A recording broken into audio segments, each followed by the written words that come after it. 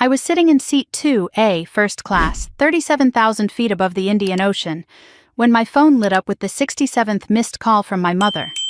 The flight attendant had just offered me champagne. I accepted. The bubbles were cold and expensive and tasted like freedom. Below me, somewhere in the gray December chaos of Boston, my family was losing their minds. And I was watching the clouds drift past my window like I had all the time in the world. Because I did.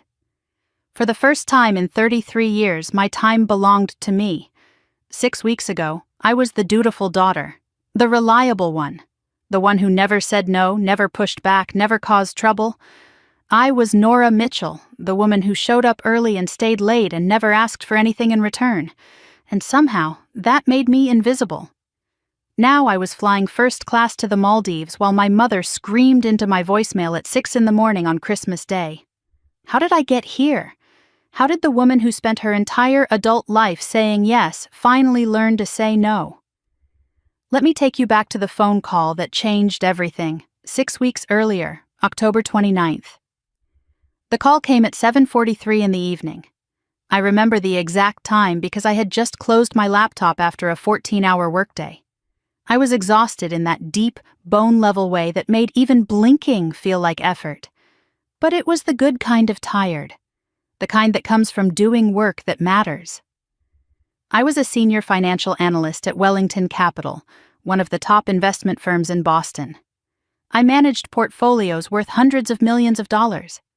I had spent 7 years building my career, proving myself, climbing the ladder one rung at a time. And I was close, so close to the promotion I had been working toward since I was 26 years old. My phone rang. The screen lit up with a single word that made my stomach tighten. Mom. I stared at it for 3 rings. My shoulders tensed, my jaw clenched. This was the Pavlovian response of a woman who knew that every call from Patricia Mitchell came with strings attached. Invisible strings. The kind you did not notice until they were wrapped around your throat. I took a breath and answered. Hey, Mom. I made my voice bright, cheerful, the performance of a loving daughter, Nora darling. Her voice was too loud, too excited. It was her fundraiser voice, her church committee voice, the voice she used when she wanted something. I have the most wonderful news. My grip tightened on the phone. My mother's wonderful news was never wonderful for me. Everyone is coming home for Christmas. She practically sang the words. Your sister, your brother, all the grandchildren. Lily, Mason, the twins, baby Olivia, and little Noah. Can you imagine? 6 grandchildren under one roof. I did the math in my head. 6 children, ages 6 months to 7 years. I could already feel the headache forming. That sounds lovely, I said carefully. The house will be full, exactly. And that is why I have a plan, a master plan. You are going to love it. I did not love it. I knew I would not love it before she even explained it. But I asked anyway. What is the plan, Mom? Well, I could hear the smile in her voice, the satisfaction of a woman about to spring a trap. Since there are so many of us, I thought the adults could have a proper Christmas this year. A vintage Christmas. Quiet dinners, wine tastings, relaxation. You know how stressed I get with all the noise. I waited. I knew there was more. And the children, she continued, her voice dropping into that conspiratorial tone she used when she was about to ask for something unreasonable. They will stay with you, at your apartment, for 4 days. From December 23rd through the 27th, a little Christmas camp with Aunt Nora. The kids adore you. You are so good with them. I sat in silence. My brain struggled to process the sheer audacity. Mom. I kept my voice steady. You want me to watch 6 children, including a 6-month-old baby, by myself, for 4 days. Oh, do not be dramatic. She laughed like I had said something amusing. It is just family time. You love the kids, and it is not like you have anything else going on. There it was. The first shot across the bow. I do have things going on, I said. I have work. I have a major deadline on January 2nd. I was actually planning to take a few days just to rest. I am exhausted. Rest? She scoffed. Rest from what? Sitting at a computer clicking a mouse all day? Nora, please. Your sister teaches 30 screaming children. Your brother drives all over the city selling real estate. They have real stress. They need this break. I have real stress too, I tried. I manage systems that affect millions of dollars. If I make a mistake, companies lose everything. But she was already dismissing me. You are single, Nora. You have no excuse. You do not have a husband. You do not have children of your own. You have all this space, all this freedom. It is selfish to keep it to yourself when your family needs you. I felt the familiar weight settle on my chest, the weight of obligation, the ghost of every holiday I had spent serving instead of celebrating. I already told Vanessa and Marcus you would do it, she added. Her voice shifted from sweet to steel. They are counting on you. Vanessa already bought a dress for the Christmas Eve dinner. You cannot ruin this for them. You should not have promised without asking me, I said. A pause. A long, heavy silence. I did not think you would be this difficult. She sighed like a deflating tire. After everything we have done for you, your grandmother would be so disappointed to hear you turning your back on family. The mention of grandmother Eleanor landed like a blow. Eleanor had been dead for 2 months. I had been the one who cared for her, who drove to Cape Cod every weekend for 3 years, who held her hand when she did not recognize anyone else. And now my mother was using her memory as a weapon. Vanessa really needs this time, Mom added quietly. She has things to handle. I caught the hesitation in her voice. Things to handle. What things? That is none of your concern, she said quickly. The point is, family helps family. The children will be dropped off at 9 a.m. on December 23rd. You deal with it. She hung up. I sat there in the silence of my apartment. The apartment I paid for with my own salary. The apartment in the building where I owned my unit outright because I had been smart and careful and responsible. The apartment they called too big for one person, too empty, too much space for a woman alone. To them, I was not Nora, the senior financial analyst who had paid off her student loans by 30. I was not Nora, the woman who had built something from nothing without their help. I was just Nora, the single one, the childless one, the one with no excuse. I opened my laptop, stared at the screen. My fingers hovered over the keyboard. I typed into the search bar, last-minute Christmas vacation packages. Then I deleted it, closed the laptop. Not yet, but the seed was planted. My phone buzzed. A text from Marcus, my brother. Hey, did Mom call you? Can we talk? Before I could respond, an email notification appeared. From Mom, sent to Vanessa and Marcus. I was copied. Subject line, Christmas arrangement confirmed. I opened it.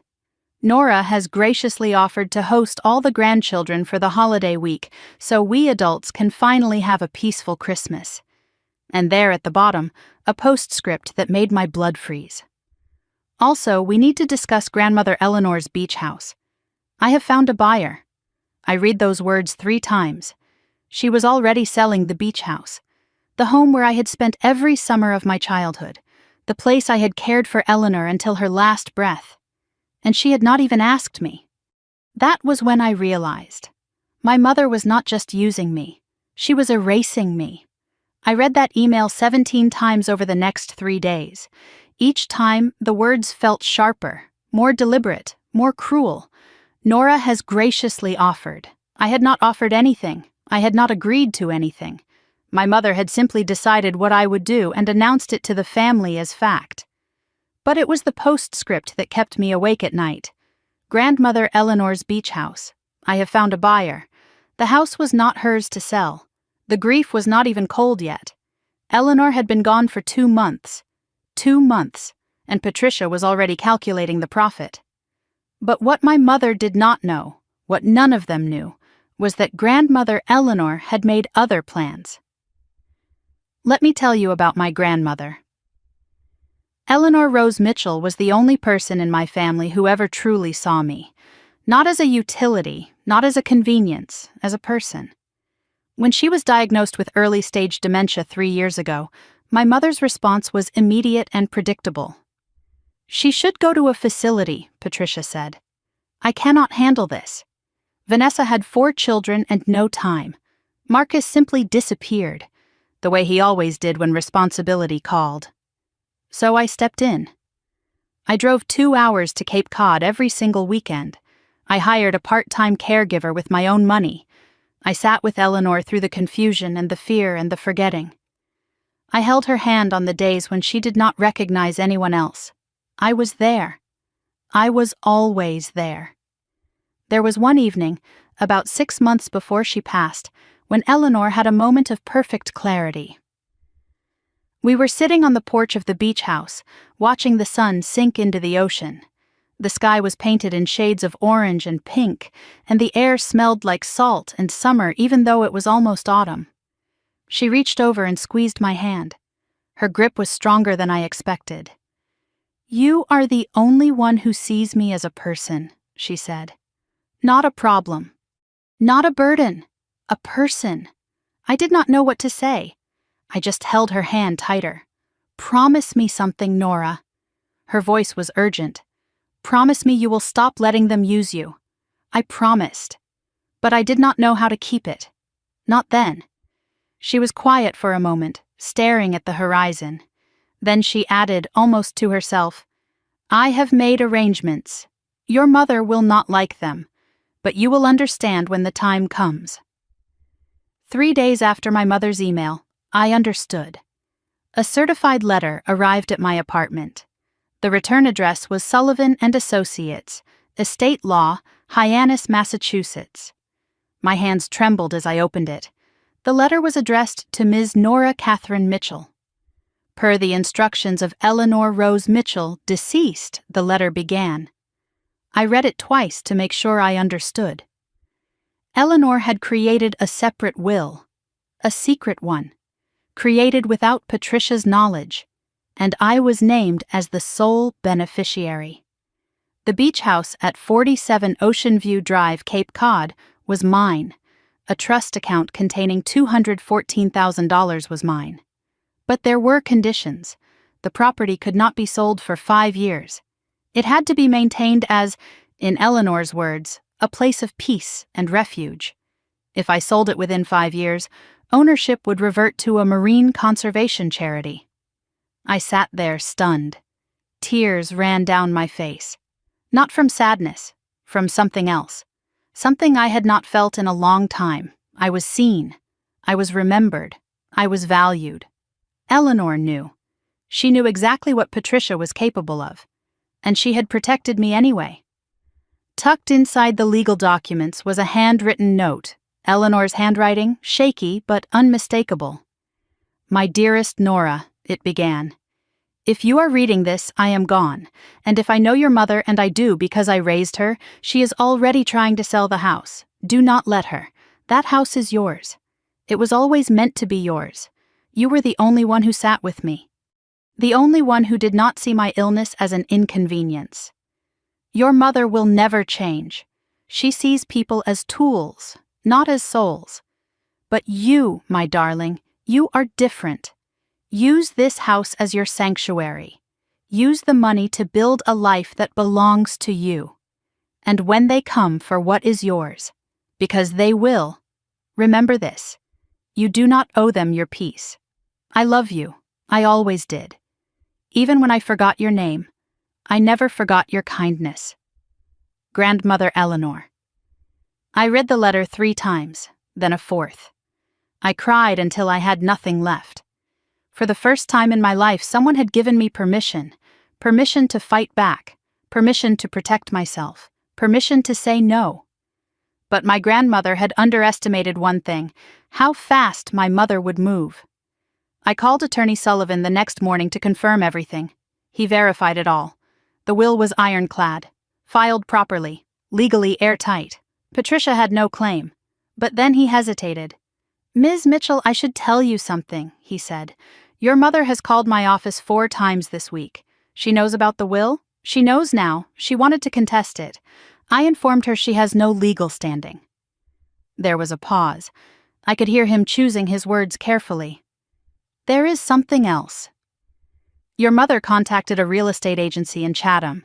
She has been showing the property to potential buyers. She told them she had power of attorney. She does not. I felt the cold settle in my chest. She was trying to sell a house she did not own, using a legal authority she did not have. One more thing, Sullivan added. Someone else has been calling about the property, a woman named Vanessa. She asked about buying out your share. My sister. My own sister. I hung up the phone and sat in the silence. The pieces were falling into place. The Christmas babysitting scheme, the beach house buyer, Vanessa's interest in my share. They were not separate things. They were connected. They wanted me distracted, overwhelmed. Too busy with 6 children to ask questions. Too exhausted to talk to lawyers or read fine print. This was not about family helping family. This was about keeping me in the dark while they divided up what was mine. That night, I decided to check my finances. Just a standard review. I logged into my credit monitoring account and scrolled through the usual information. Everything looked normal until I reached the bottom of the page. There was a credit card I had never opened. Bank of America Platinum Card. Opened 18 months ago. Credit limit $50,000. Current balance $43,722. Payment status 60 days past due. Billing address 118 Maple Street, Brookline, Massachusetts. I did not recognize that address. I searched it quickly. The results loaded. My mother's house. The billing address was my mother's house. I scrolled through the charges. Furniture stores, department stores, restaurant bills, travel expenses. And there, repeating every month for over a year, one charge that made my heart stop. Harborview Senior Facility. Monthly payment. I knew that name. That was the facility Patricia said she could not afford when Eleanor was diagnosed. The place she claimed was too expensive. The reason I had to drive to Cape Cod every weekend and pay for caregivers out of my own pocket. She could afford it. She was paying for it. Just not with her own money. I stared at the screen. My mother had opened a credit card in my name. She had been using it for 18 months. She had charged $43,000 to my identity. And she had used my stolen credit to pay for services she swore she could not afford, while I exhausted myself caring for Eleanor out of guilt and obligation. My grandmother left me a house and $200,000. My mother left me a debt I never agreed to and a credit score in ruins. And somehow they still expected me to babysit. I picked up my phone and texted Marcus. We need to talk. Now. My hands were still shaking an hour later. I had taken screenshots of everything.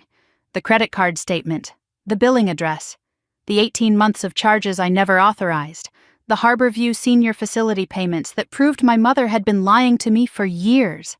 I saved them all to a folder on my desktop. I named it Evidence. Then I picked up my phone and called Patricia. It was 11:47 at night. I did not care. She answered on the 4th ring. Her voice was groggy and irritated. Nora, it is nearly midnight. What is wrong? I kept my voice steady. Flat. The voice I used in boardroom negotiations when millions of dollars were on the line. I found the credit card, Mom. Silence on the other end. The Bank of America card, I continued. $43,000. Opened in my name. Billed to your address.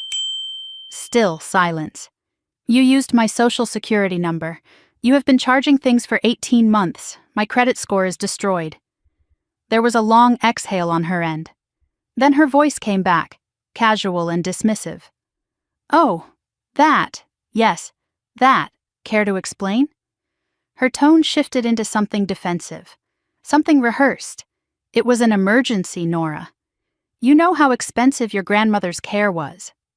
I felt my jaw tighten. You told me you could not afford a facility. You made me feel guilty for not doing more. You made me drive to Cape Cod every weekend for 3 years. Well, I could not afford it with my money. I had other expenses. So you committed fraud instead?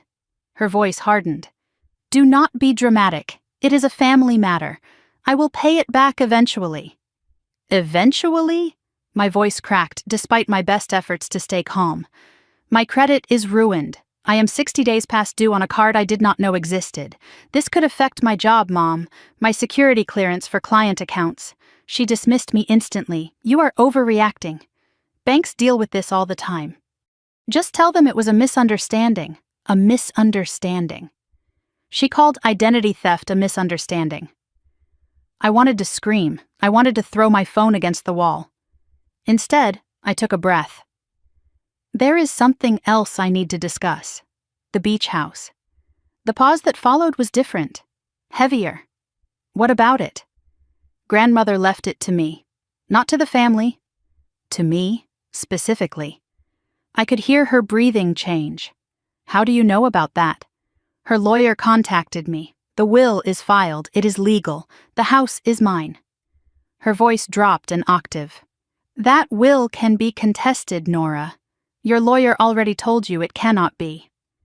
Another pause. She was not expecting that. We can discuss this at Christmas, she said finally. In person, like a family. No.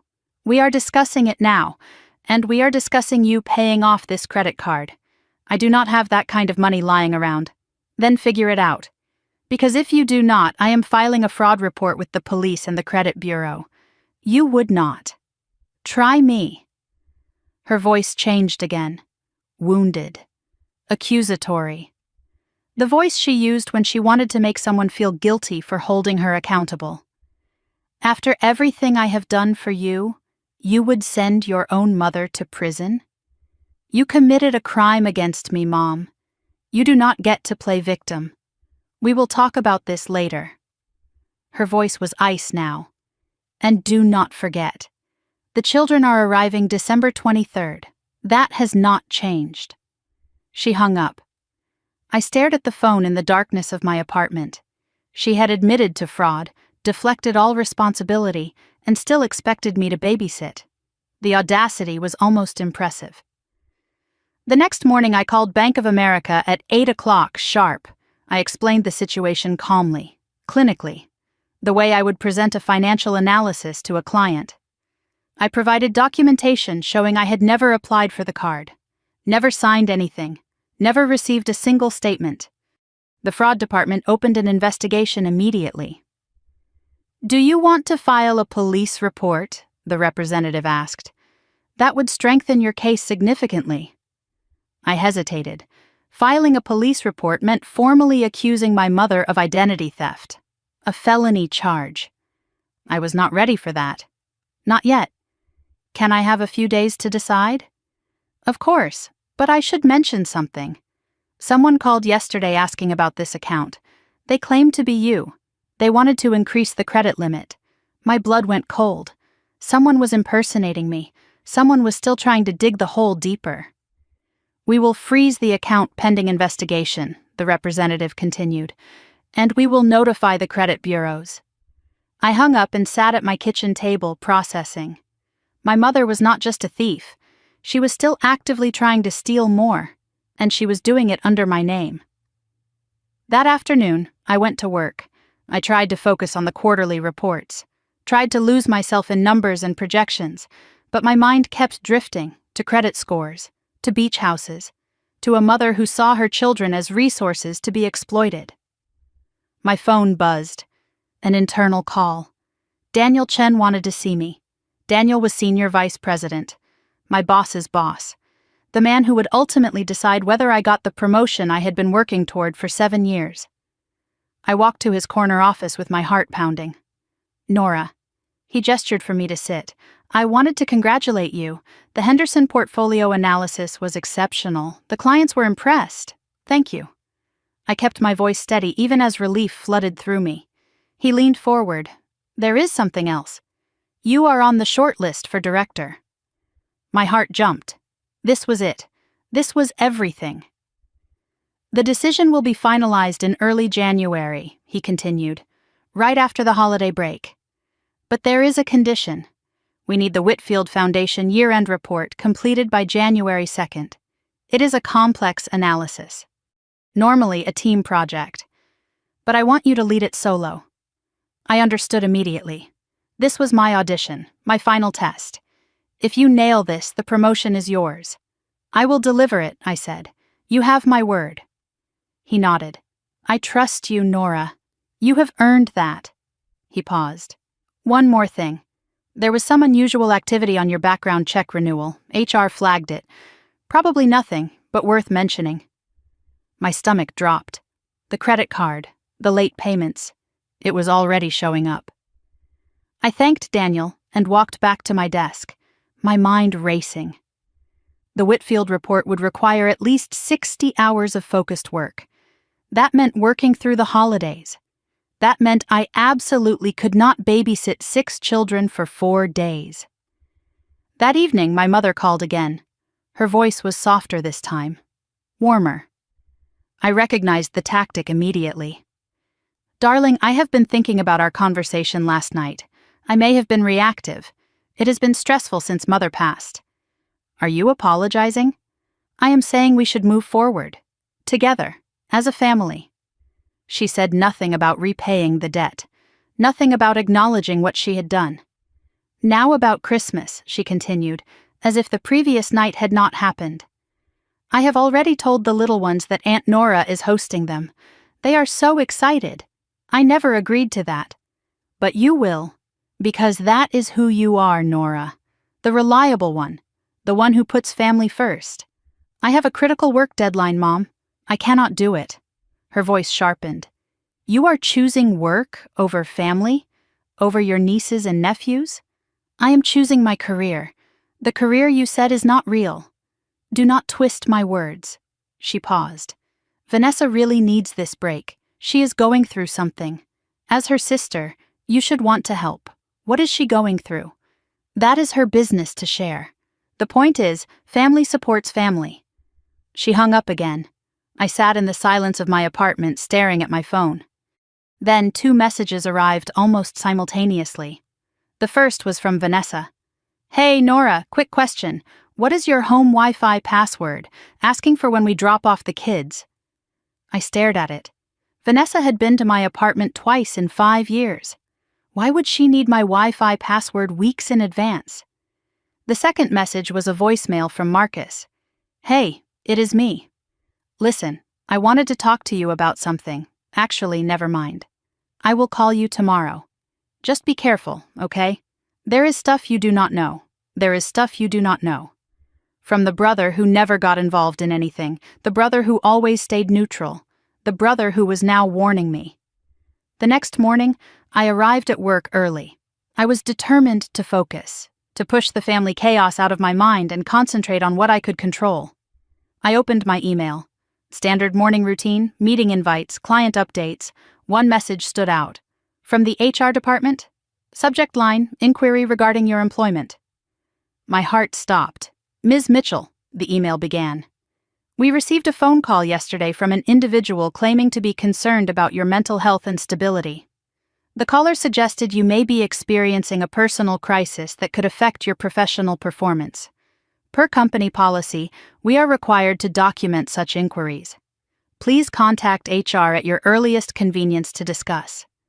I read it 3 times. Someone had called my employer. Someone had claimed I was mentally unstable. Someone was trying to sabotage my career right as I was being considered for promotion. I knew who made that call. I knew it in my bones. My mother was not just stealing my money and my time. She was trying to destroy my career. That was when I realized. This was war. And I was done fighting with one hand tied behind my back. I walked into the HR conference room at 9:15 the next morning. Linda Vasquez, Senior HR Director, was already seated at the table. Her expression was professional but concerned. A manila folder sat between us. My employee file. I had spent 7 years building a spotless record, and now someone was trying to burn it down. Ms. Mitchell, Linda began, I want to assure you this is just a standard follow-up, not an accusation. I understand. Can you tell me exactly what was said? She opened her notes and read aloud. The caller identified herself as a concerned family member. She claimed you had been erratic and emotionally unstable for months. She suggested you were overwhelmed by family responsibilities you could not handle. She recommended the company monitor your work closely during this difficult time. I kept my face neutral even as rage burned beneath my skin. Linda continued, "The caller specifically mentioned your upcoming promotion consideration. There it was. Not just sabotage, targeted sabotage." "Did you get a name?" I asked. She declined to identify herself. Said she wanted to remain anonymous for your sake. For my sake. I almost laughed. That was my mother. Linda looked up from her notes. "That is a serious accusation, Ms. Mitchell. It is the truth. I can provide context if you would like." I gave her the abbreviated version, the estrangement, the manipulation, the Christmas babysitting demand I had refused. I did not mention the credit card fraud. Not yet. That was a card I was saving. Linda listened carefully, taking notes. When I finished, she set down her pen. "Nora, your work record is impeccable. 7 years without a single issue. One anonymous call does not change that. But I would recommend documenting any further contact. If this escalates, we will need a paper trail." "Believe me," I said, "I am documenting everything." She nodded. "One more thing." The caller mentioned something about a house inheritance creating family tension. She said you might try to take extended leave. I felt the precision of it, the calculation. My mother had not just called to cause trouble.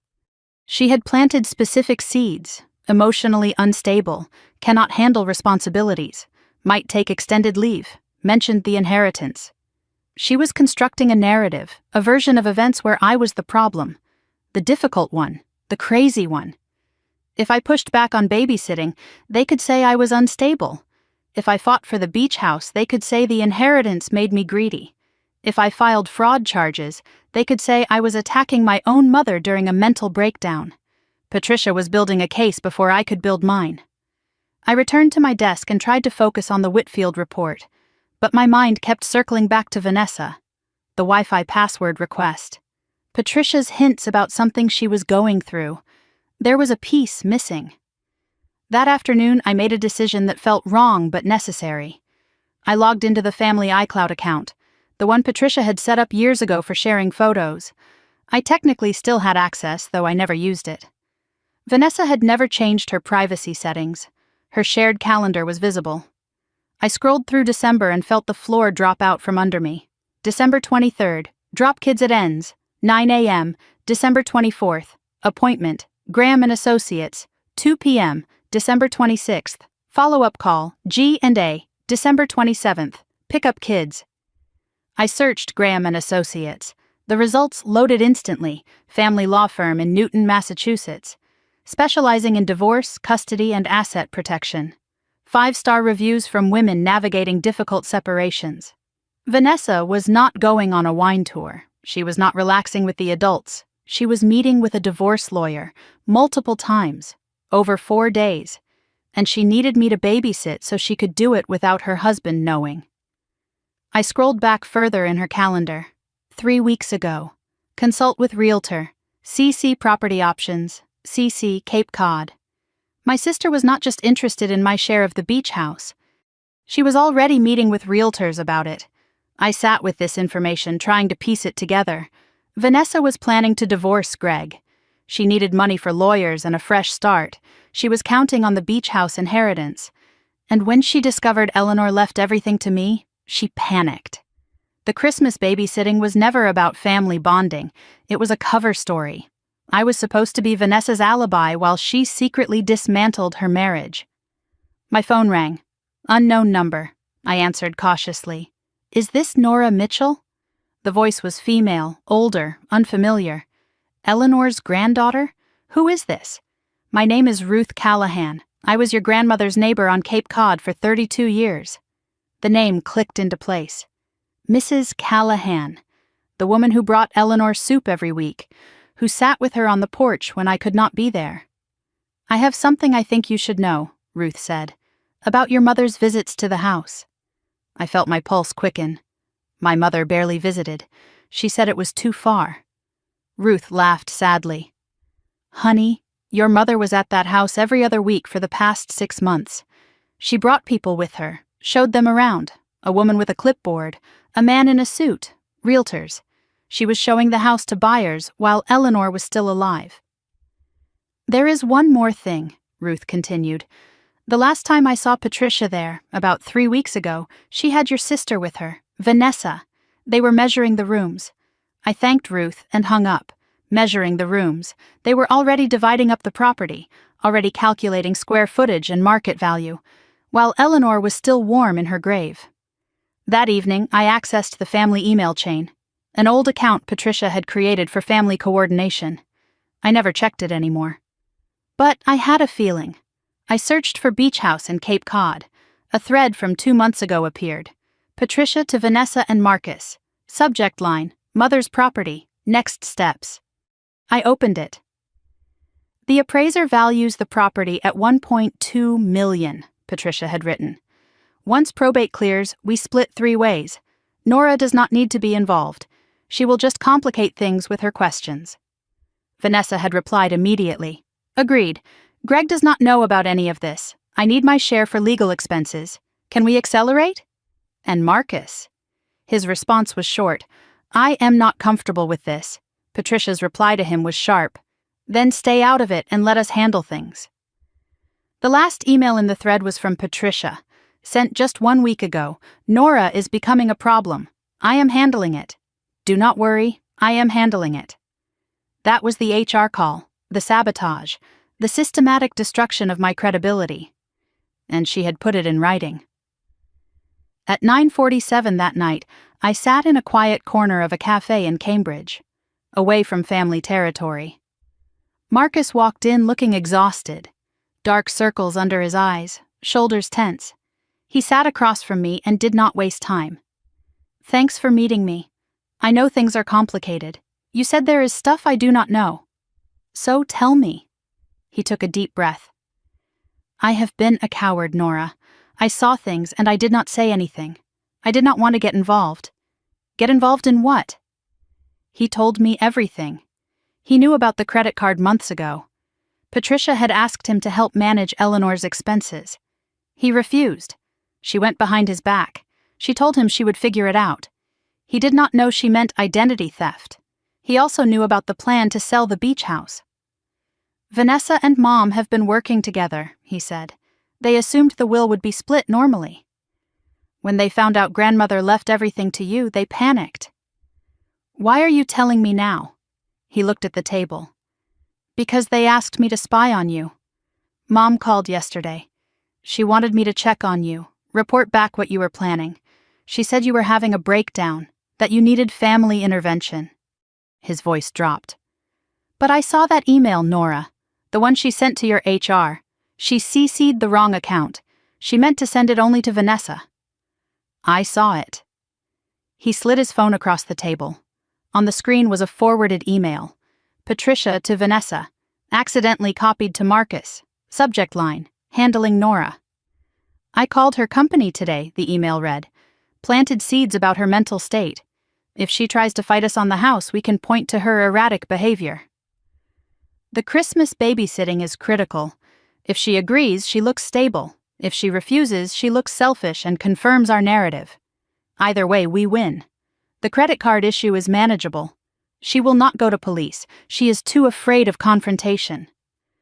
I stared at the screen, my mother's words, my sister's complicity, all of it laid bare. They had built a trap with me at the center. Every choice I made would be used against me. But they had made one mistake. They underestimated me. I looked at Marcus. "Are you with me? Really with me?" He did not hesitate. "Yeah. I am done being their puppet." "Good," I said, "because we are going to need a plan." The coffee shop was nearly empty now, just me, Marcus, and the weight of what he had revealed. I read the email on his phone again. Every word was a confirmation of betrayal. Either way, we win. My mother had written those words about her own daughter, about me. Marcus broke the silence. "I should have told you sooner, I know that." "Why did you not?" He looked away. "Because I was afraid. Mom has a way of making you feel like you are the crazy one if you question her." "Gaslighting." "Yeah, that." He exhaled slowly. "I have been on the receiving end too, not like you, but enough." I waited for him to continue. He stared at his coffee cup like it held answers he could not find anywhere else. When I started my real estate career, he said, Mom demanded 15% of every commission. She called it a family tax. I paid it for 2 years before Elena found out and put a stop to it. Elena, his wife. The woman Patricia always called controlling. That is why Elena is not coming for Christmas, Marcus continued. She refused to be around Mom anymore. Mom has never forgiven her. Tells everyone who will listen that Elena is the problem, that she turned me against the family. I thought about all the times I had heard Patricia criticize Elena, all the subtle comments about how she was not really part of the family, how she had changed Marcus. Now I understood. Elena had not changed him. She had protected him. Elena said something last year that stuck with me, Marcus said quietly. She said your mother does not have children. She has employees who forgot to negotiate a salary. I let those words settle. They were devastating because they were true. Tell me everything, I said. From the beginning. What do they actually want? Marcus laid it out piece by piece. The beach house was worth approximately $1.2 million. Patricia had assumed the property would be split equally among the 3 of us after Eleanor's death. She had already mentally spent her share, $400,000. Vanessa was counting on her share for divorce legal fees and what she called a fresh start fund. When Attorney Sullivan informed Patricia that Eleanor had left everything to me, they panicked. The credit card fraud, I said. That was not desperation, that was strategy. Marcus nodded. Mom has significant debt you do not know about, second mortgage on her house, credit cards maxed out. She has been living beyond her means for years. Dad's pension does not cover it. The $43,000 on your credit was just the tip. He paused. She tried the same thing with me. Opened a card in my name about 2 years ago. I caught it early and shut it down.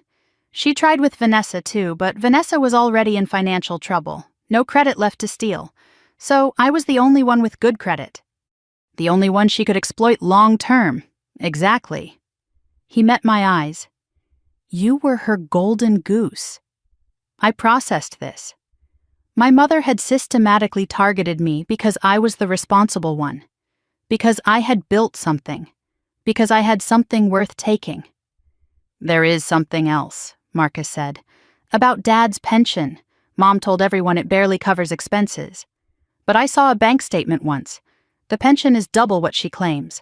The rest goes somewhere else. Somewhere else. Another secret. Another lie. Marcus shifted in his seat. Now let me tell you about Vanessa. Her marriage has been crumbling for 3 years. Greg controls the finances. She has almost no money of her own. She has been secretly consulting divorce attorneys, but she cannot afford the retainers. And the beach house was supposed to be her escape fund. Exactly. When she heard about the inheritance, she saw her way out. She wants to buy out your share, or convince you to sell and split the proceeds. But the will says I cannot sell for 5 years. She does not know that. Mom did not tell her the conditions. The Christmas scheme suddenly looked different. They did not want me to babysit because I was good with kids. They wanted me distracted, overwhelmed, drowning in children so I would not ask questions about the beach house. So I would not talk to lawyers, so I would not read fine print. They were not just using me. They were trying to steal from me. Marcus reached into his jacket pocket. I have something else, something bigger. He pulled out his phone and opened a video file. I recorded this 3 weeks ago, at Mom's house. They did not know I was there. He pressed play. The footage was shaky, filmed from a hallway through a partially open door. Patricia and Vanessa sat in the living room. Documents were spread across the coffee table. The audio was clear enough to understand every word. Once we get Nora distracted with the children, we move on the house, Patricia said on screen. I have already contacted a buyer. But the will, Vanessa started to say. Patricia cut her off. The will can be challenged. Nora will not fight us. She never fights, and if she does, we have the HR complaint on file. Unstable behavior, history of family conflict. No judge will side with her. What about Marcus? Vanessa asked. Patricia laughed. Marcus is weak. He will fall in line once he sees which way the wind is blowing. He always does. I glanced at Marcus. His jaw was tight. I could see the shame in his eyes. And something else. Anger. Patricia continued on the video. Nora thinks her little job makes her special, but at the end of the day she is alone. No husband, no children, no one to fight for her. We are doing her a favor, really. She does not need that house. She does not need anything. She does not need anything. Spoken with casual cruelty. As if my needs did not exist. As if I did not exist. The video ended. I sat in silence, letting the words wash over me. There is one more thing, Marcus said. At the very end. Listen again. He rewound the video, Vanessa's voice barely audible. What if she finds out about the other account? The other account. I looked at Marcus. I do not know what it is, he said. I have tried to figure it out. I think it is connected to the pension money. The part Mom hides. Maybe an offshore account. Or a secret investment. Whatever it is, they are scared you will find it. I filed that away. Another mystery to solve. But not now. Now I needed a plan. Okay, I said, so we know what they are doing. The question is, what do we do about it? Marcus leaned forward. That is why I am here. I am done being the coward. What did you have in mind? You are the strategist, Nora. You analyze risks for a living. So analyze this, and let me help you execute. My mind shifted into professional mode. I had managed portfolios worth hundreds of millions of dollars. I had navigated hostile takeovers and market crashes. This was just another problem to solve, with higher personal stakes. I outlined the objectives. Protect the beach house inheritance, resolve the credit card fraud, neutralize the HR sabotage, avoid Christmas babysitting without giving them ammunition, and expose the conspiracy, on my terms, when I was ready. We discussed tactics. I would consult my own attorney. Someone separate from Sullivan. Someone for personal protection. I would continue documenting everything. Emails, calls, texts, dates, times. Marcus would stay neutral in the family, maintain his cover, gather more intel. We would not confront Patricia or Vanessa yet. Let them think their plan was working. What about the kids? Marcus asked. What are you going to do about Christmas? I am not babysitting. That is non-negotiable. They will lose their minds. Good, let them. But you need an excuse they cannot attack. I smiled slowly. Who said anything about an excuse? I pulled up a travel website on my phone and typed in the search bar. Maldives, December 23rd through 28th. First class. Marcus watched me search flights. You are actually going to leave the country. I am going to take a vacation, my first real vacation in 5 years. They will call it abandonment, running away. They can call it whatever they want. I will call it self-preservation. Marcus made me a promise. He would stay in Boston, maintain his cover, report back what they were planning. If they found out he was helping me, he would face the same treatment I had. But he did not seem afraid anymore. Then I will have finally done something worth getting disowned for, he said. We exchanged numbers on a new encrypted messaging app. Signal, disappearing messages enabled. From now on, we would communicate only through there, nothing on regular text. We stood to leave. I looked at my brother. For the first time in years, I felt like I actually had one. Marcus, I said, thank you. For finally showing up. Thank you for not shutting me out. I would not have blamed you. You are my brother, the real one, apparently. He smiled, tired but genuine. Let us burn it down, sis. That night I sat in my apartment. Flight search results glowed on my laptop screen. Maldives resorts, overwater villas, crystal blue water. The Whitfield Foundation report was open in another tab. I had not forgotten my career. A legal pad sat beside me with a handwritten list. Attorney, appointment Monday, bank, follow up on fraud case, camera system, research home security, HR, request copy of documented complaint, Maldives, book flights. My phone buzzed, a text from Patricia. Darling, just confirming. The children arrive December 23rd at 9 a.m. sharp. Make sure you have enough beds, and no screen time after 7 p.m. Vanessa is very strict about that. No question, no request, just orders. I typed my response. One word. Received. Let them think I was compliant. Let them feel secure. I looked at my list. 5 items, 5 steps to freedom. My mother thought she knew me, the reliable one, the quiet one, the one who never fights back. But she had never seen me fight before. She did not know what it looked like. She was about to find out. I clicked book now on the first-class ticket to Maldives. $23,000. December 23rd departure. Merry Christmas to me. I woke the next morning with something I had not felt in years. Clarity. The Maldives booking confirmation sat in my inbox. $23,400 for a first-class ticket and an overwater villa. December 23rd, departure. December 28th, return. I stared at those words and felt something unfamiliar settle into my chest. Power. For years I had been the one waiting for approval, waiting for recognition, waiting to be treated like a person instead of a convenience. I was done waiting. Now they would wait for me. But first, I needed to make sure every piece was in place. One mistake, and they would use it against me forever. I opened my laptop and created a new document. I named it Project Independence. Over the next 3 weeks, I executed the most important project of my life. And for once, I was the only client. The first week began with an attorney consultation. Caroline Park came highly recommended by a colleague who had gone through something similar. Her office was in downtown Boston, modern, efficient, Harvard Law diplomas on the wall. I walked in carrying a folder thick with documentation. The will, the credit card statements, the HR email, the video Marcus had recorded. I laid it all on her desk and watched her expression shift from professional interest to genuine concern. She reviewed everything carefully, asked clarifying questions, took detailed notes. Then she gave me her assessment. "The will is airtight," she said. "Your grandmother used one of the best estate attorneys in Massachusetts. Your mother has no legal standing to contest it.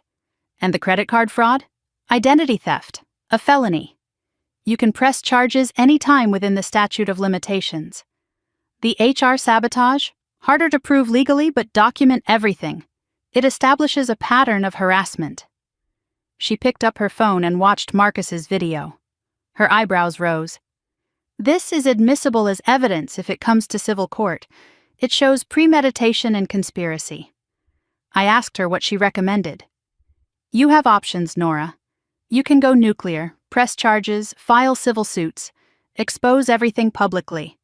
Or you can hold your cards. Use the threat of exposure as leverage." She paused. "What do you want, justice or peace?" I thought about it. I want both, but I will settle for freedom. Before I left, Caroline drafted a cease and desist letter regarding the beach house. We did not send it yet, but it was ready. "There is one more thing," Caroline said as I was gathering my documents. "I did a quick property search. Your mother filed paperwork last month to become emergency executor of your grandmother's estate. The court rejected it, but she tried. Emergency executor. She had tried to give herself legal authority over the estate. Authority she did not have, authority the court denied. But she tried anyway." The second item on my list was home security. I contacted a company called Safeguard Home Systems and ordered a full package. Cameras at the front door and back entrance. Motion-activated alerts sent directly to my phone. Video storage in the cloud accessible from anywhere in the world, including the Maldives. A technician arrived the next day and installed everything in 4 hours. I tested the system repeatedly. Clear footage, instant notifications, perfect. I also changed all my locks. New deadbolt, new keys. I gave one spare to my neighbor across the hall. "Mr. Okonkwo." a retired police officer who had lived in the building for 15 years. I explained the situation briefly. I am going away for Christmas. My family might stop by uninvited. He nodded like he had seen this before. Family drama. I will keep an eye out. You want me to call the cops if anyone tries to break in? Yes, immediately. My apartment was no longer just a home, it was a fortress. That week I also checked the security app more carefully. Something caught my attention. A car I did not recognize had been parked outside my building 3 times in the past week. Same car, same spot. I took a screenshot of the license plate, just in case. The third item was work. I scheduled a meeting with Daniel Chen to discuss remote work during the holidays. I needed to be away from Boston, but I was still committed to the Whitfield report. I could not tell him the full truth, but I could tell him enough. Daniel, I need to discuss something personal. He listened with the focused attention of a man who had managed people for 20 years. I am dealing with a family situation. It is complicated. I need to be away from Boston over Christmas, but I am fully committed to delivering the Whitfield report on time. Where will you be? Maldives. His eyebrows rose. I know how it sounds. But I have learned that sometimes the best way to handle family pressure is to be unreachable. He considered this for a moment. You have never taken a real vacation. Not once in 7 years. I know, and you are confident you can deliver remotely. The resort has high-speed Wi-Fi. I have already tested it with their concierge. I will be working 4 hours every morning. The report will be done by December 30th. He nodded slowly. All right. I trust you, Nora. You have earned that. As I left his office, I passed the HR department. Through the glass, I saw Linda Vasquez on the phone. She looked troubled. She caught my eye and quickly looked away. Something was still happening. But I had prepared for that. The fourth item was the deception layer. I needed Patricia to believe everything was going according to her plan. If she suspected I was planning to leave, she might escalate. So I sent an email. Subject line: Christmas arrangements. Mom, I have been thinking about our conversation. You are right. Family is important. I have cleared my schedule and I am ready to help with the children. Please confirm drop-off time on December 23rd. I want to make sure everything is perfect for them. Warm, compliant, exactly what she expected. Patricia replied within 20 minutes. Darling, I knew you would come around. This is going to be wonderful. The children are so excited to stay with Aunt Nora. Drop-off is 9 a.m. sharp. Vanessa will bring supplies. Make sure you have healthy snacks. No sugar after 6 p.m. Love you. The speed of her response told me everything. She had been watching her email, waiting for my surrender, celebrating her victory. Marcus texted me through Signal that night. Mom is practically gloating. She called Vanessa to celebrate. They think they have won. Let them, I replied. The fifth discovery came in the second week. My phone rang with an unknown number. I almost ignored it. Then something made me answer. Good afternoon. Is this Nora Mitchell? Yes. Who is calling? This is Beacon Hill Property Management. We are calling about a maintenance issue at your Airbnb listing. I felt the floor shift beneath me. My what? The representative explained. Someone had registered my apartment address as an Airbnb rental. Listed for short-term vacation stays. Active for 6 months. Earnings deposited into an account I did not recognize. The listing name was Cozy Boston Hideaway. Host name: N. Mitchell. I searched for the listing online. There were photos of my apartment, my furniture, my view. Taken when? I was barely ever traveling. Then I remembered. Vanessa had visited 6 months ago. Just to catch up, she said. She had taken photos, asked about my schedule, asked for my Wi-Fi password. Vanessa had been renting out my home without my knowledge, using my identity, collecting income I never saw. I checked the Airbnb booking calendar. The listing showed December 23rd through 27th as blocked, owner use. She had blocked the dates because she knew the kids would be there. She had planned everything. The sixth discovery came on December 20th. 3 days before my departure. Attorney Sullivan called. "Ms. Mitchell, I need to inform you of a development." His voice was tense. "Your mother submitted documents to the county recorder's office yesterday. A deed transfer. She attempted to transfer ownership of the Cape Cod property to herself. On what grounds? She claimed to have a signed document from you, a notarized letter authorizing the transfer. My blood went cold. I never signed any such letter." "I know." "The county clerk noticed irregularities and flagged it. The signature did not match your samples on file. They contacted me. The transfer was rejected and reported. She may face criminal charges for attempted fraud. My mother had forged my signature on a legal document to steal a house worth over $1 million. You have grounds for immediate legal action," Sullivan said. "I can coordinate with law enforcement if you would like." "Not yet. Hold the documentation. I want everything ready. But I will decide when to strike." "Understood." "But Ms. Mitchell, this is escalating. Your mother is getting desperate." Desperate. That was exactly the right word. And desperate people make mistakes. December 20th. Evening. I sat in my apartment and reviewed my checklist. Attorney retained, evidence secured, home security installed, cameras active, remote work approved, career protected, deception email sent. Patricia believed I was compliant. Airbnb fraud documented, another charge if needed, forged signature reported. Patricia's desperation exposed, flights confirmed, first class to paradise. Marcus positioned, inside source ready. I packed my suitcase, summer dresses, swimsuits, laptop, work files. I checked my passport, valid until next year. I set my out-of-office reply to activate at 8 a.m. on December 23rd. I will be traveling internationally with limited access to email. For urgent matters, please contact my colleague Janet Rhodes. Marcus messaged me that night. Mom just confirmed with Vanessa. 9 a.m. drop-off. They are not even considering you might not be there. Let them come. You ready for this? I have never been more ready for anything in my life. I picked up my printed boarding pass.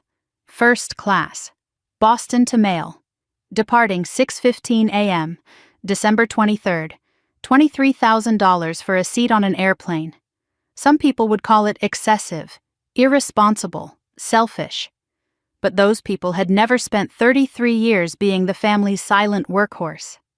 In 3 days, I would be lying on a beach in the Maldives while my mother screamed into an empty apartment. This was either the smartest thing I had ever done, or the beginning of the end. Either way, I was done playing by their rules. I set my alarm for 4 a.m. and closed my eyes. The game was about to begin. December 22nd, 11:47 at night. I stood in the middle of my apartment with my suitcase by the door. The cameras were armed. The water was shut off at the main valve. The thermostat was set to 60 degrees. The refrigerator was empty. Nothing to spoil, nothing to suggest I was coming back anytime soon. The apartment looked staged, like a museum exhibit of a life temporarily paused. I walked through each room one final time, checked every window, every lock, every detail. This was not paranoia, this was preparation. I placed my spare key in an envelope and slid it under Mr. Okonkwo's door. Inside was a note. "Thank you for watching over things. Call the police if anyone tries to enter. I owe you dinner when I return." He would find it in the morning. By then I would be somewhere over the Atlantic. My phone buzzed. One last message from Marcus. "Safe travels, sis. I will handle things from here. Go be free." I replied with a single word. "Thank you." I stood in my doorway looking back at the life I had built. The career, the apartment, the carefully constructed independence. For 33 years I had done everything right. Followed the rules, met expectations, asked for nothing, and still they treated me like I was nothing. Well, they were about to discover what nothing felt like. I locked the door and walked to the elevator. I did not look back. 4:30 in the morning. Logan International Airport, Terminal E. The airport was quiet at this hour, a liminal space between night and day. I checked in at the first-class counter. The agent smiled warmly. Maldives, Beautiful this time of year. Business or pleasure? Both, I said. And for the first time I meant it. The first-class lounge was nearly empty. I settled into a leather chair and ordered a mimosa. The bubbles were cold and perfect. I opened my laptop. The Whitfield report needed attention. But first, I had something else to do. I composed an email to Patricia, set to send at exactly 9:15 in the morning, 15 minutes after the planned drop-off time, subject line, change of plans. Mom, I apologize for any inconvenience, but I will not be available to watch the children this week. I have taken a much-needed vacation to focus on my mental health. Something you have expressed concern about to my employer. I am sure you understand. I trust you will find alternative arrangements. Merry Christmas. Nora. I read it twice, cold, professional, devastating. I scheduled it and closed the laptop. My phone buzzed. A text from an unknown number. Have a safe flight, Ms. Mitchell. Your home is secure. Safeguard Home Systems. I stared at it. I had not requested a confirmation text. Something felt slightly off. But I did not have time to investigate. My flight was boarding, 6:15 in the morning. The plane pushed back from the gate. I was in seat 2A first-class cabin. A flight attendant offered champagne before takeoff. I accepted. The cabin was quiet, half-empty, luxurious. I watched Boston shrink below me, the city lights fading into the gray December dawn. For the first time in months, my shoulders relaxed. No phone calls to dread, no guilt trips to deflect, no demands to meet, just 17 hours of sky between me and chaos. I opened the Whitfield report and worked for 3 hours straight. Focused, productive. The irony was not lost on me. I was more efficient at 37,000 feet than I had ever been with my family in my head. By the time we landed in Dubai for the layover, I had completed 40% of the report. I thought about what my mother would say when she arrived at my apartment. I thought about the 6 children confused and asking where Aunt Nora was. I thought about Vanessa's carefully scheduled lawyer meetings now in jeopardy. And I felt nothing, no guilt, no regret. For once their problems were their problems, not mine. During the Dubai layover, I checked my phone briefly. No messages from family yet. It was still early morning in Boston.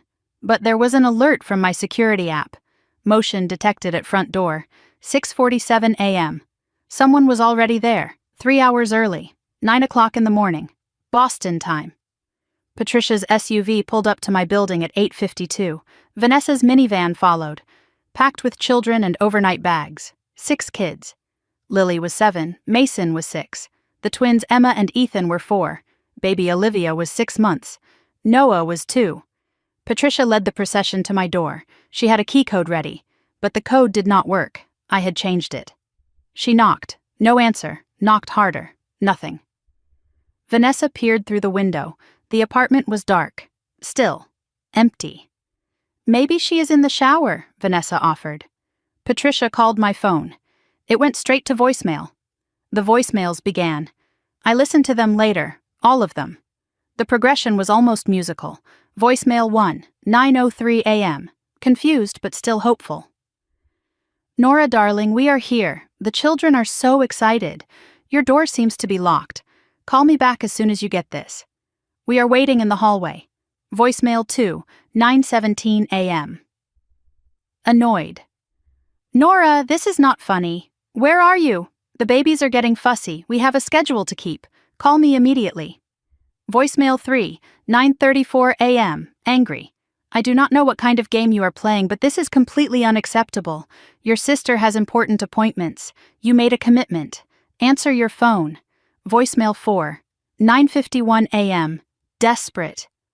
Nora, please. I am begging you. We cannot take the children back. Vanessa has meetings. I have the wine tasting at 11. You cannot do this to us, please. In the background of that 4th voicemail, I heard a small voice. One of the children. Grandma, why is Aunt Nora being mean? Patricia's response was sharp. She is not being mean. She is being selfish. There is a difference. Patricia called Marcus. Have you heard from your sister? She is not answering. Marcus played his role perfectly. No, Mom. I have not talked to her in days. Is something wrong? She has abandoned us. We are standing outside her apartment with 6 children. That is strange. Maybe she had an emergency. The only emergency is her selfishness. If you hear from her, tell her to call me immediately. Meanwhile, Vanessa's carefully constructed plan was collapsing. She was supposed to meet with her divorce lawyer at 2 o'clock. If she had the kids, she could not go. She called Greg, her husband. "Honey, I need you to watch the kids. I have an appointment." "What kind of appointment?" "It is Christmas Eve, Vanessa. It is nothing. Just a thing with Mom." "Then why cannot your mom watch them?"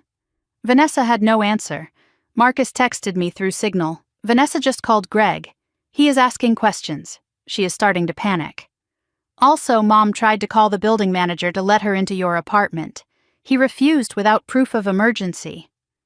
I was 37,000 feet above the Arabian Sea when I finally reviewed everything. Second leg of the flight. Dubai to Mail. I opened my phone during a brief Wi-Fi window. The notifications flooded in. 23 missed calls from Mom, 14 missed calls from Vanessa, 8 missed calls from unknown numbers, 47 text messages, 11 voicemails. I listened to every single one. The progression was extraordinary, confusion to irritation to anger to desperation to fury. By voicemail 8, Patricia was screaming, "You have destroyed this family. You are dead to me, do you hear me? Dead." Voicemail 11 was just crying. No words, just Patricia sobbing into the phone. The flight attendant asked if I was okay. I smiled. I am perfect. Just catching up on family news. I ordered another glass of champagne. There was a time when those voicemails would have broken me, when my mother's tears would have sent me rushing back, apologizing, begging for forgiveness I did not need. That time was over. I saved every voicemail, every text, every piece of evidence, not because I needed ammunition, but because I never wanted to forget who they really were when they did not get what they wanted. The plane touched down as the sun set over the Indian Ocean. Vallana International Airport. Pink and gold light spilled across the tarmac. I stepped off the plane into warm, humid air. 78 degrees. A universe away from Boston's December freeze. A speedboat took me across crystal blue water to the resort. Overwater villas. Thatched roofs. Infinity pools. My villa was at the end of a private pier. Isolated. Serene. Untouchable. The butler showed me around. Outdoor shower, glass floor panels to view the fish below, private deck with direct ocean access. "If you need anything, Ms. Mitchell, simply press this button." "I need nothing," I said. "That is exactly why I am here." I stood on the deck watching the stars appear. The ocean was impossibly calm. My phone sat inside, deliberately ignored. For the first time in 33 years, I was completely alone. And completely happy. Then my phone lit up inside the villa. I glanced at it through the glass door. An email notification from Vanessa. The subject line was visible. "I know where you are." I walked inside and opened the email. "Do not think you are clever, Nora. I have access to your credit card statements. I have seen the charge. Maldives. Really? While your family suffers? You have made your choice, but do not think this is over. When you come back, if you come back, there will be consequences. You have just made an enemy of everyone who ever loved you. Enjoy your vacation. It is the last peace you will ever have." I read it twice. Then I typed a reply. "Vanessa, I know about the Airbnb. I know about the divorce lawyer. And I know you and Mom forged my signature on property documents. Enjoy your Christmas. We will talk when I decide we will." I hit send. I set my phone to airplane mode and placed it in the villa safe.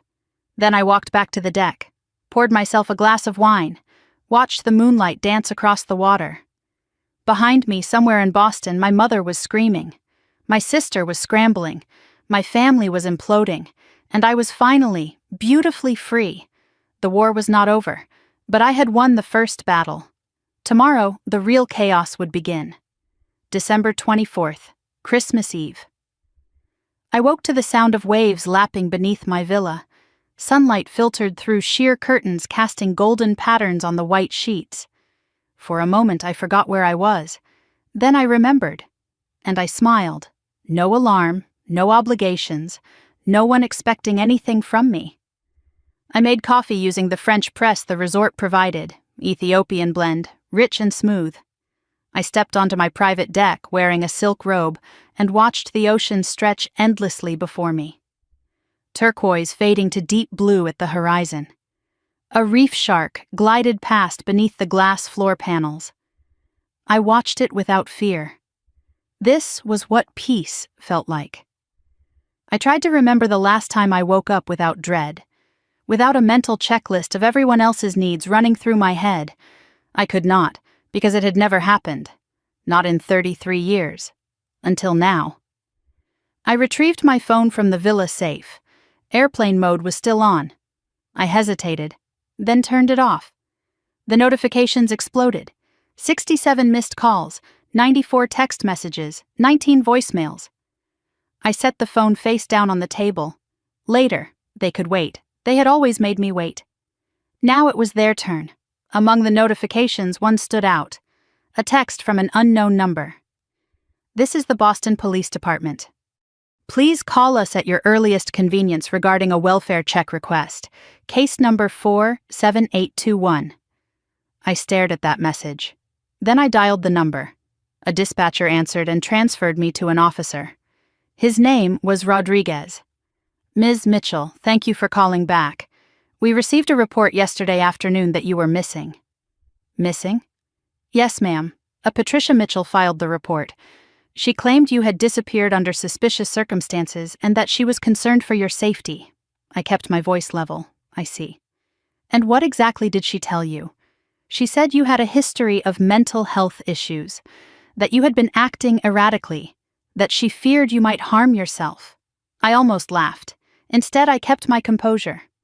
Officer, I appreciate your diligence, but I am not missing. I am on vacation. May I ask where you are? The Maldives. I am sitting on the deck of an overwater villa drinking coffee watching the sunrise. I left voluntarily. I am in no danger. There was a pause.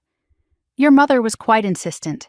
She called 3 times yesterday and twice this morning. I am sure she was. Officer, my mother is upset because I declined to babysit her grandchildren over the holidays. This is retaliation. His tone shifted slightly. I see. Well, you are clearly safe and sound. I will close the case. One more thing. Is filing a false missing persons report a crime? It can be. Misuse of emergency services. If you would like to file a complaint? Not yet, but please document everything. I may need that record later. Before hanging up, Officer Rodriguez added one more thing. When we informed your mother that we had located you and you were safe, she demanded we bring you home. We explained that is not how it works. She did not take it well. I ended the call and sat in the morning light. My mother had called the police. She had told them I was mentally unstable. She had demanded they force me to return. The desperation was escalating. A message arrived from Marcus through Signal. You awake? It is a war zone here. You need to hear this, I replied. I am awake. Tell me everything. His account came in fragments, voice messages, texts, a picture slowly forming of the chaos I had left behind. After I departed, Patricia and Vanessa had stood outside my apartment for 2 hours. The children grew hungry, cranky, chaotic. Vanessa finally took them back to Patricia's house. But Patricia insisted on staying, convinced I would come to my senses. The building manager threatened to call the police if she did not leave. She left. But not before pounding on Mr. Okonkwo's door demanding information. He told her exactly what I had hoped he would. Your daughter is not here. And even if she were, I would not tell you. Leave before I file a harassment complaint. At Patricia's house, the situation deteriorated rapidly. 6 children, no childcare, no plan. Vanessa had to cancel her divorce lawyer meeting. Family emergency, she called it. Greg kept asking questions. What appointment was so important you needed to dump the kids? Vanessa deflected, but Greg noticed. Patricia blamed everyone. Me, Marcus, the building manager, society at large. Marcus reported she was on her 4th bottle of wine since the previous afternoon. She was spiraling. He added another detail.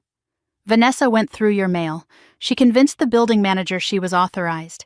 She found the letter from Attorney Sullivan about the beach house. She knows about the forged signature rejection. She is terrified. Meanwhile, Patricia had attempted to salvage her Christmas Eve plans. She had booked a virtual wine tasting, $400 for specialty wines shipped in advance. This was supposed to be her peaceful adult Christmas. Instead, she was surrounded by 6 screaming children and the ruins of her own scheme. She tried to do the wine tasting anyway, set up her laptop in the living room, opened the Zoom link. The sommelier began explaining the first wine, a Sonoma Pinot Noir. Baby Olivia started wailing. The twins knocked over a lamp. Noah spilled juice on the antique rug. Patricia muted herself and screamed at Vanessa. "Control these children," Vanessa screamed back. "I am trying. This was not supposed to happen." Patricia accidentally unmuted. The sommelier heard everything. The other virtual attendees witnessed Patricia Mitchell losing her composure completely.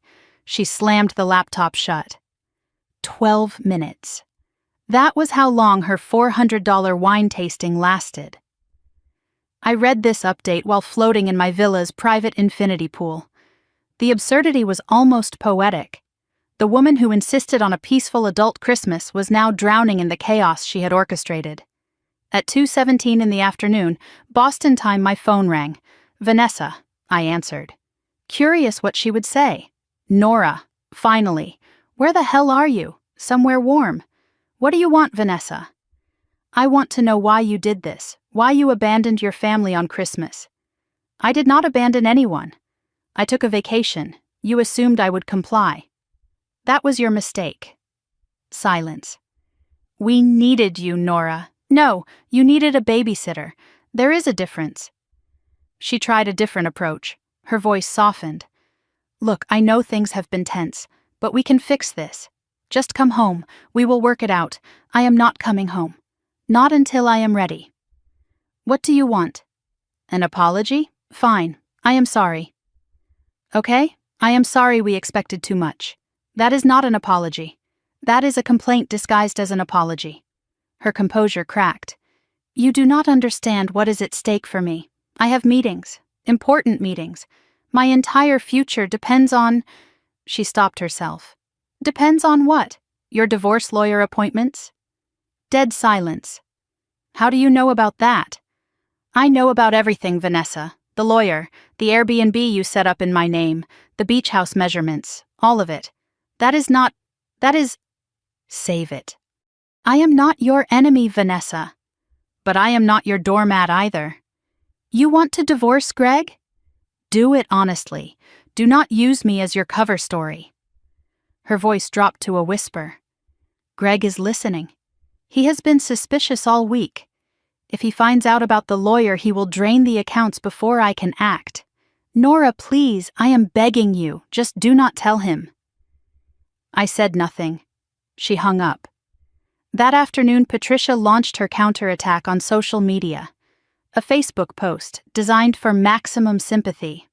"My heart is broken this Christmas Eve. I always believed family meant everything. I raised my children with love, sacrifice, and devotion. But tonight my own daughter has abandoned us.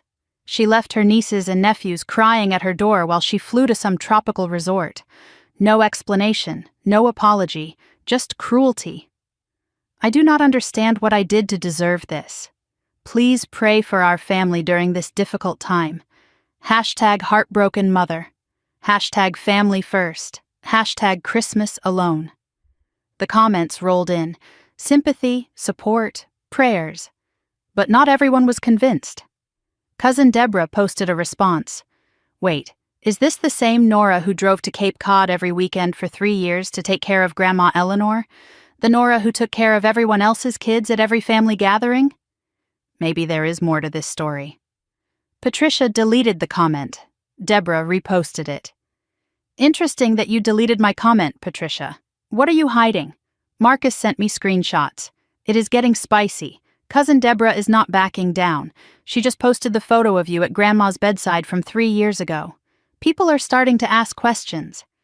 I spent Christmas Eve evening at the spa, a traditional Maldivian massage, a facial with local botanicals. 2 hours of silence and care. Afterward, I worked on the Whitfield report. 60% complete now, ahead of schedule despite everything, perhaps because of everything. Chaos clarifies priorities. At sunset, I sat on the beach and watched the sky turn orange and pink. A bonfire was lit for resort guests. I watched from a distance. A couple laughed nearby. Children built sandcastles. A family celebrated together. I felt no envy, only peace. Midnight Maldives time. A notification woke me, the security app, alert, motion detected at front door. Timestamp 11:47 p.m. Eastern Time. I opened the camera feed. A figure stood at my apartment door, trying the knob. It was not Patricia. It was not Vanessa. It was a man, tall, wearing a jacket I recognized. Greg, Vanessa's husband. He was at my apartment at midnight on Christmas Eve. He jiggled the handle, tried a key that did not work, looked over his shoulder like a man who knew he was doing something wrong.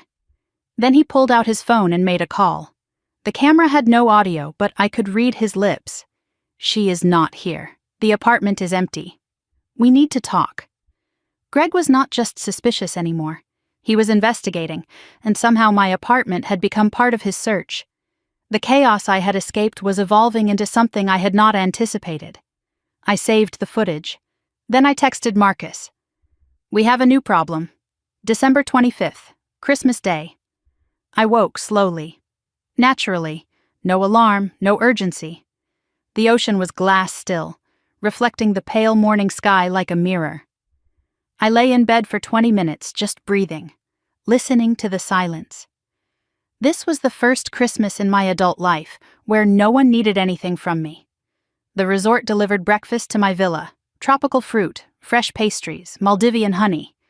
I ate on the deck with my feet dangling over the water. A sea turtle surfaced nearby.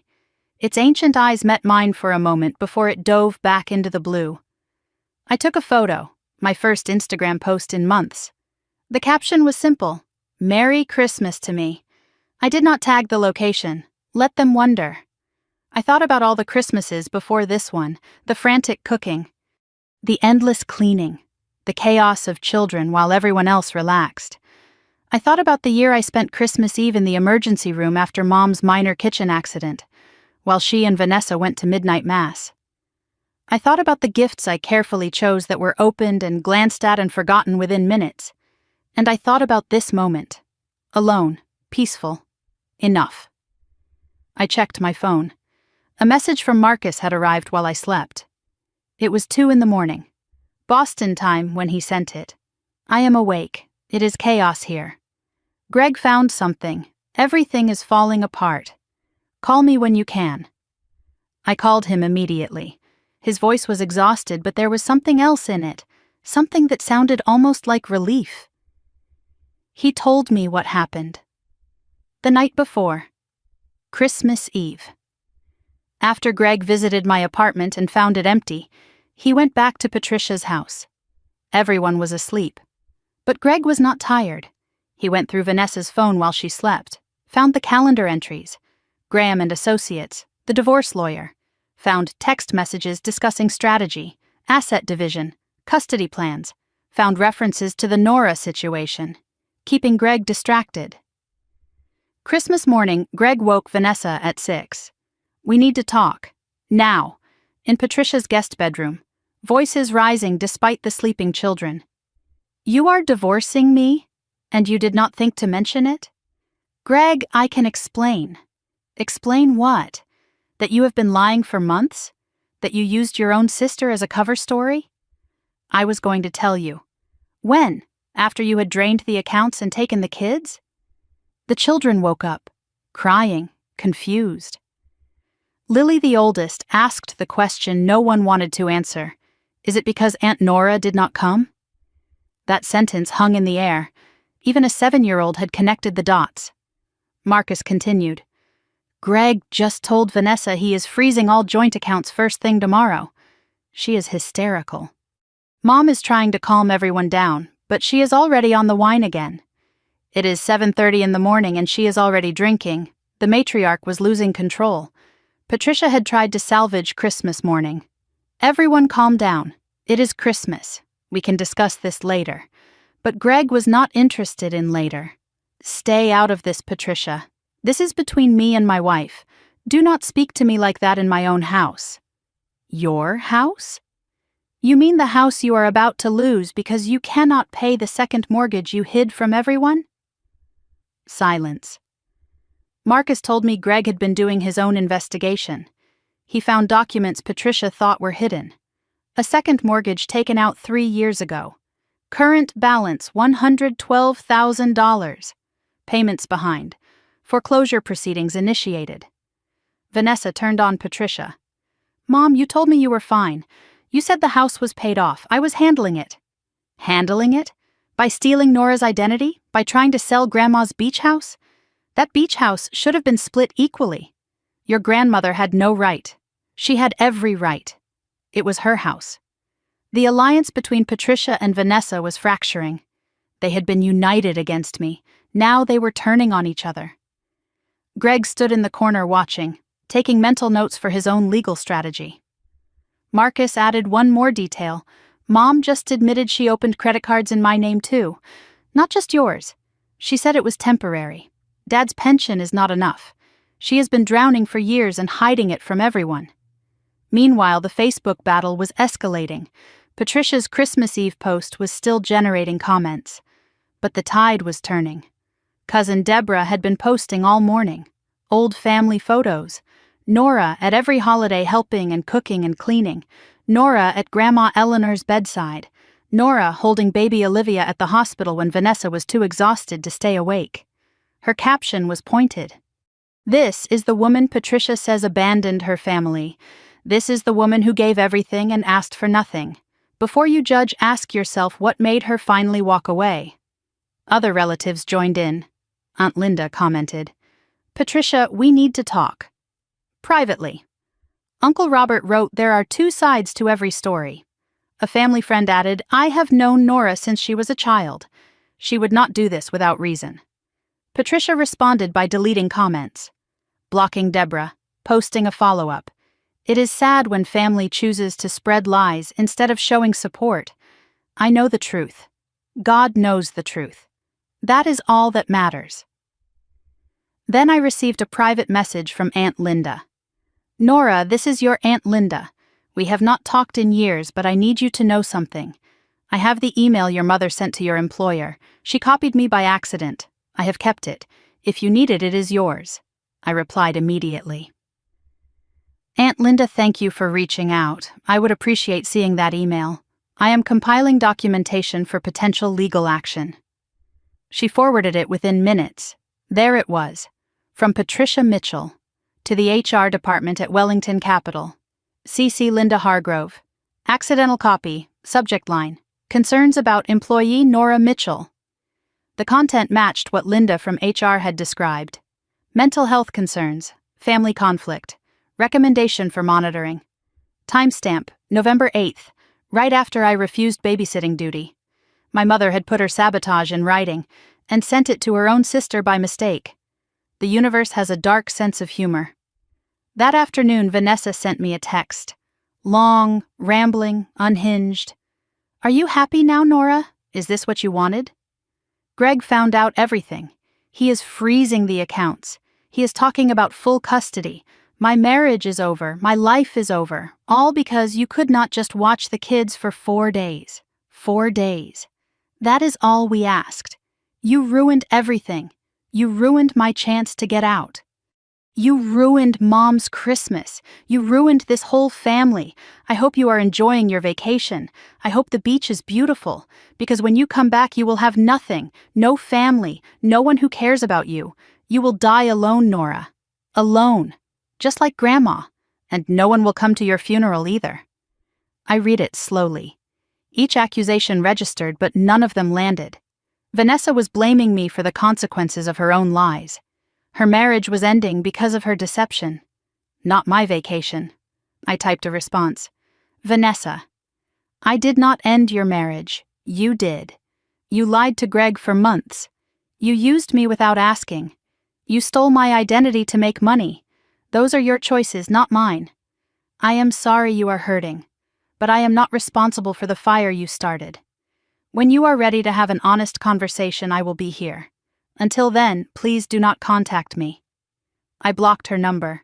I spent Christmas afternoon at the resort spa. The Whitfield report was now 75% complete, ahead of schedule. At sunset, I sat on the beach watching the sky turn gold. I felt no envy watching the families nearby. Only peace. That evening, an email arrived from Patricia. Subject line: I am sorry, Nora. Please read this. I opened it. My darling daughter, I do not know how things got so bad between us. I have been up all night crying. Christmas has been a disaster. Vanessa and Greg are fighting. The children are confused. Everyone is miserable. I know I pushed you too hard. I know I said things I should not have. The credit card. That was a mistake. I was desperate. Please come home. We can work this out. We can go back to how things were. You are my daughter. I love you. If you need me to apologize publicly, I will. Just please, do not abandon me completely. I am begging you, Nora. With all my love, Mom. I read it carefully. No acknowledgement of the HR sabotage, no mention of the forged signature, no real accountability. Go back to how things were. That was the most revealing line. She wanted the old Nora back. The compliant one. The silent one. This was not an apology. It was a negotiation. I did not reply to Patricia. Instead, I opened a new email. I added every relative I had an address for. 37 people. I copied Aunt Linda, Cousin Deborah, Marcus. Subject line: The truth about Christmas. From Nora Mitchell. I looked at the blinking cursor. 33 years of silence about to end. My mother wanted to go back to how things were, but I had already burned that bridge. There was no going back. There was only forward. I took a breath and started writing the truth. All of it. December 26th. 5:17 in the morning, Maldives time.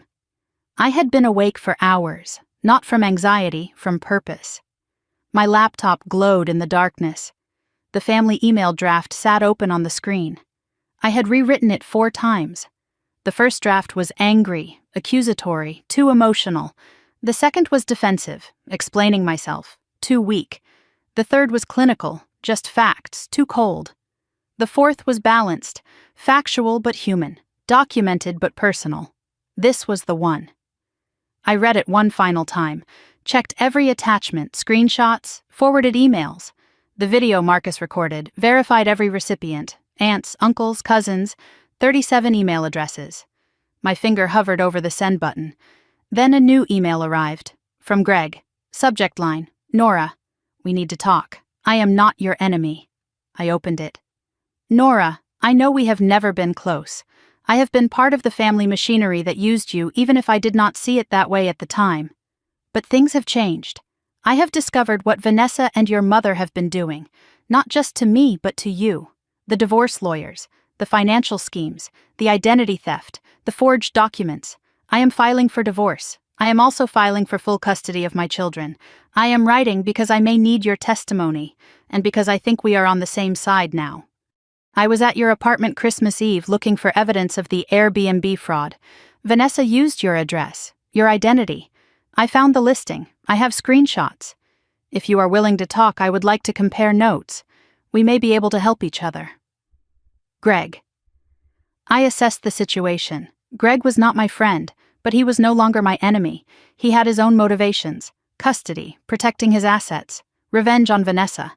Our interests aligned, temporarily. I could use this, I replied. Greg, I received your email. I am willing to exchange information. I have documentation of the credit card fraud, the forged property documents, and the HR sabotage. I will share what is relevant to your case if you share what is relevant to mine. Let us schedule a call when I return to Boston. Nora. His response came within minutes. Thank you. One more thing. Vanessa kept a journal. I found it hidden in the garage. There are entries about the Nora plan dating back 2 years. She and your mother have been planning this for longer than you know. 2 years. They had been scheming for 2 years. While I was driving to Cape Cod every weekend, while I was caring for Eleanor, while I was believing we were family. 8 o'clock in the morning, Maldives time. I took a breath, clicked send. The email flew to 37 inboxes across the country. No taking it back now. The subject line was simple. The truth about Christmas. From Nora Mitchell. I opened with context. Dear family, I have been silent for a long time. Too long. Many of you have seen my mother's posts about how I abandoned the family this Christmas. I think it is time you heard my side of the story. With documentation. I laid out everything, section by section, the babysitting demand, the refusal to accept no. Patricia's words, you are single. You have no excuse. The credit card fraud, screenshots of the Bank of America account, $43,722, billed to Patricia's address. I did not open this card. I never signed anything. My mother used my social security number without my knowledge or consent. The HR sabotage. The email Patricia sent to Wellington Capital, thanks to Aunt Linda for providing it. I suggest the company monitor her closely during this difficult time.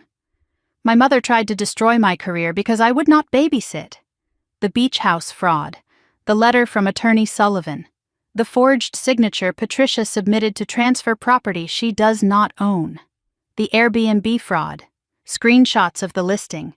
Vanessa renting out my apartment without my knowledge. Collecting income I never saw. I closed with clarity.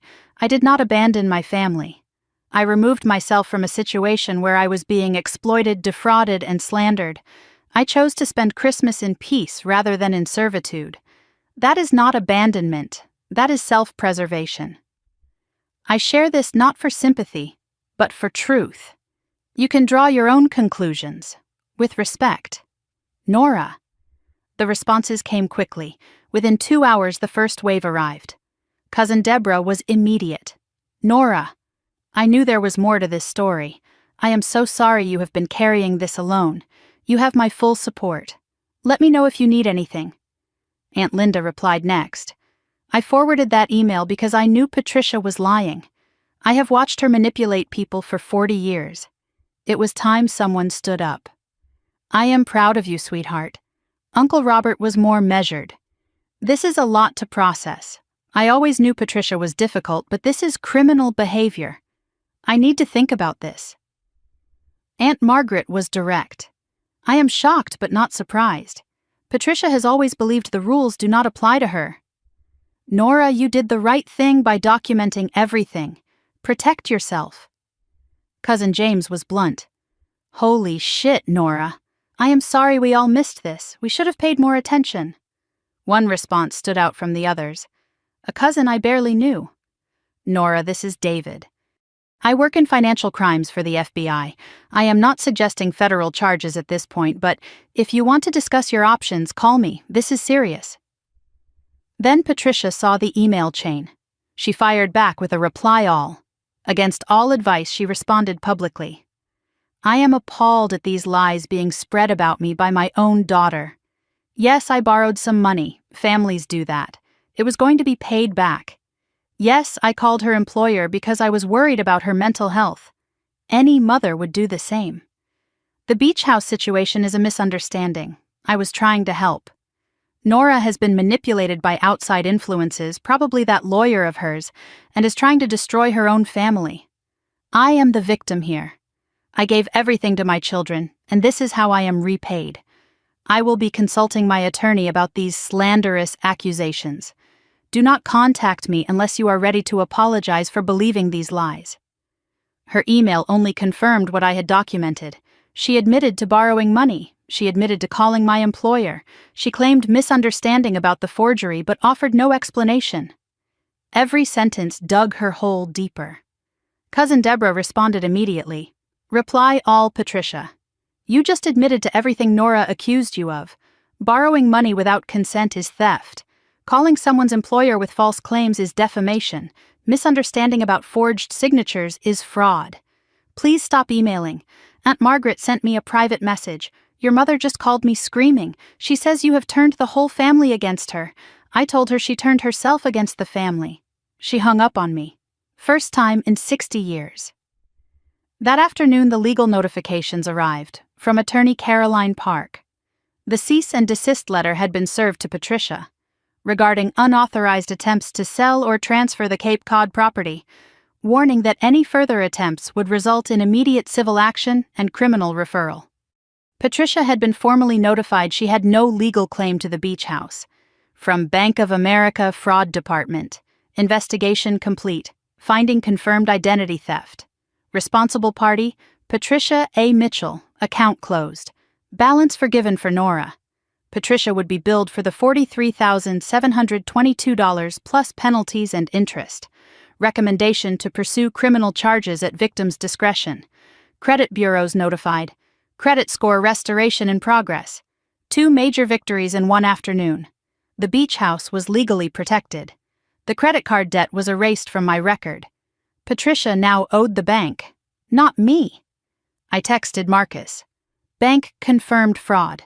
Mom owes $43,000 plus interest. Cease and desist served on the beach house.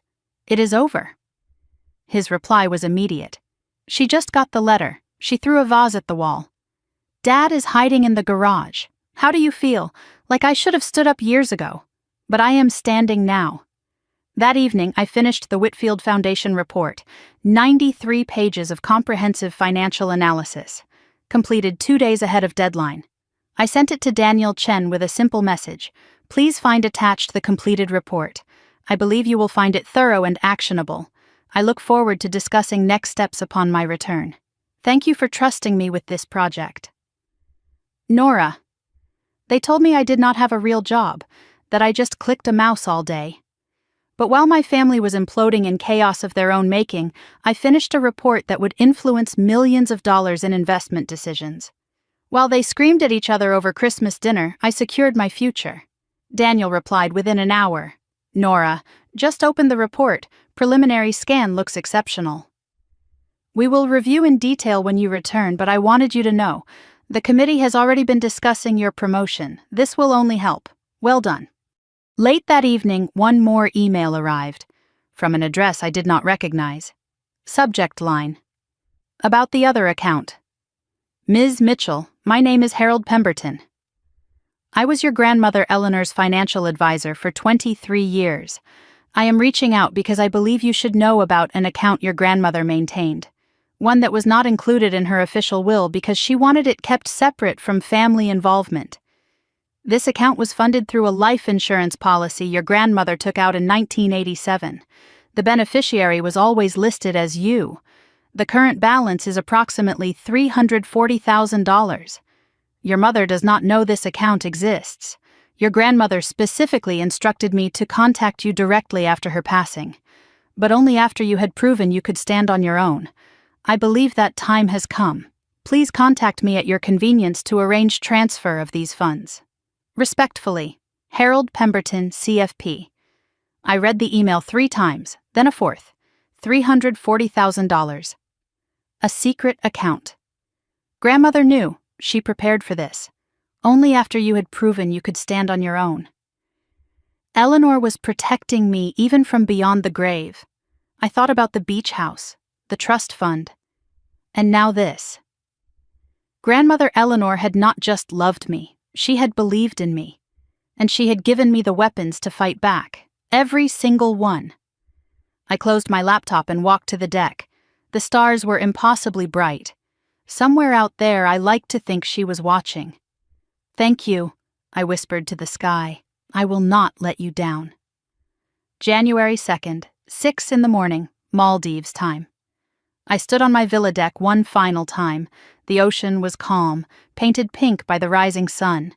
My suitcase was packed. My laptop bag held the completed Whitfield report, already submitted, already praised. I had spent 11 days in paradise, the longest vacation of my adult life. I arrived exhausted, anxious, running from something. I was leaving rested, centered, walking toward something. I looked out at the water and took inventory of everything that had changed. Credit score restored. Beach house legally protected. Secret account with $340,000 awaiting transfer. Family in ruins of their own making. Career promotion imminent. Self-worth reclaimed. I thought about the woman who boarded the plane in Boston 11 days ago. She was angry, desperate, fleeing. The woman leaving the Maldives was different. She was not running anymore. She was returning, on her terms, to claim what was hers. The journey home was long, 17 hours. Mail to Dubai to Boston, first class again. I had earned it. I slept deeply, peacefully, no nightmares about family, no dread about what awaited. Just rest. During the Dubai layover, my phone buzzed with a calendar notification I had not set. Promotion announcement, January 3rd, 10 a.m. Conference room A. Daniel must have added it to my calendar remotely. 8:47 in the evening Eastern Time, Logan Airport. The cold hit me immediately. 12 degrees, snow on the ground. A universe away from the Maldives' warmth. I took a taxi home, watching the city lights blur past. Boston felt different now, smaller, less intimidating. I checked the security app before opening my apartment door. No alerts since Greg's midnight visit. Everything was exactly as I had left it. Cold, still, untouched. I turned on the heat, made tea, sat in the silence. Mr. Okonkwo had left my mail in a neat stack on the counter. Bills, junk mail, holiday cards from colleagues, and one handwritten envelope, no return address. I opened it carefully. Inside was a single sheet of paper. Nora, I do not know if you will ever speak to me again, and I would not blame you. I just wanted to say you were always the best of us. I am sorry I did not protect you. I am sorry I was weak. I hope someday you can forgive me. Dad, my father. The silent one. The one who never intervened. Never stood up for me. Never said a word while Patricia used me as a resource. I read it twice, then set it aside. I did not know what to feel. Not yet. My phone buzzed. A text from Marcus. Mom knows you are back. She saw your Instagram story from the airport. She is planning something. Stay alert. The next morning I arrived at the office early, dressed sharply. Colleagues greeted me warmly. Word had spread about the Whitfield report. Daniel met me in the hallway. Ready? I have been ready for 7 years. Conference room A was filled with senior leadership. Daniel spoke first. The Whitfield Foundation report was exceptional, comprehensive, insightful, delivered ahead of schedule while Nora was managing personal challenges most of us cannot imagine. He paused. It is my pleasure to announce that Nora Mitchell has been promoted to Director of Investment Analysis, effective immediately. Applause, handshakes, congratulations. I accepted graciously, professionally, without tears. Daniel pulled me aside after. Nora, I have to ask, everything okay now, with the family situation? It is resolved, or resolving. I will not let it affect my work. It did not affect your work. That is why you are standing here. He extended his hand. Welcome to the leadership team, Director Mitchell. Director Mitchell, 7 years of work, 7 years of proving myself. My mother said I did not have a real job, that I just clicked a mouse. I wondered what she would say now. Actually, I did not wonder. I did not care. As I left Daniel's office, Linda from HR caught me in the hallway. Nora, quick word, that situation with the anonymous call. There has been a development. Your mother called again, yesterday, demanding to speak with your supervisor about your erratic international travel. We have blocked her number from our system. I thanked her and walked back to my desk, even now, even after everything. Patricia was still trying. January 4th. Saturday afternoon, 2:15. I was unpacking the last of my luggage when the doorbell rang. I checked the security camera. Patricia, alone, holding a Tupperware container, the universal peace offering of the manipulative mother. I could have ignored it, pretended I was not home, But that would be hiding, and I was done hiding. I opened the door but did not invite her in. I stood in the doorway blocking entry. She looked 10 years older than 2 weeks ago. Hair not styled, makeup minimal, dark circles under her eyes. Her hands shook slightly, holding the Tupperware. "Nora, I brought lasagna. Your favorite. Thank you." I took the container. Did not move. "Can I come in? It is cold out here. I would prefer to talk in the hallway." She flinched. "Nora, please. I just want to talk. To explain. Then explain. I am listening." She launched into her speech. The performance. "I know I have made mistakes. I know I hurt you. I was under so much pressure. The mortgage, the bills, taking care of everyone. You stole my identity. You forged my signature. You tried to destroy my career. I did not. I was trying to help. I was confused. I did not understand what I was doing. You understood exactly what you were doing. You told Vanessa in an email. Either way, we win." Her face went pale. "You have that email?" "I have everything, Mom. Every email, every voicemail, every document you forged. The video Marcus recorded, the journal Vanessa kept." Her voice hardened. "So what do you want? An apology?" "Fine. I am sorry. I am sorry I was not a perfect mother. I am sorry I needed help and did not know how to ask. That is not an apology. That is an excuse. Then what do you want from me? I want boundaries. Clear, documented, enforceable boundaries." I reached into my back pocket and pulled out a folded document. Printed, prepared. I handed it to her. The contract was detailed. Services agreement between Nora Mitchell and Patricia Mitchell. Childcare rate $75 per hour per child. Holiday rate $150 per hour per child. Minimum notice 30 days for all requests. Payment 100% upfront. Non-refundable. Verbal abuse clause. Any disparaging comments result in immediate termination of interaction. Property clause. Patricia acknowledges no legal claim to Cape Cod property. Credit clause. Patricia acknowledges responsibility for all fraudulent credit accounts.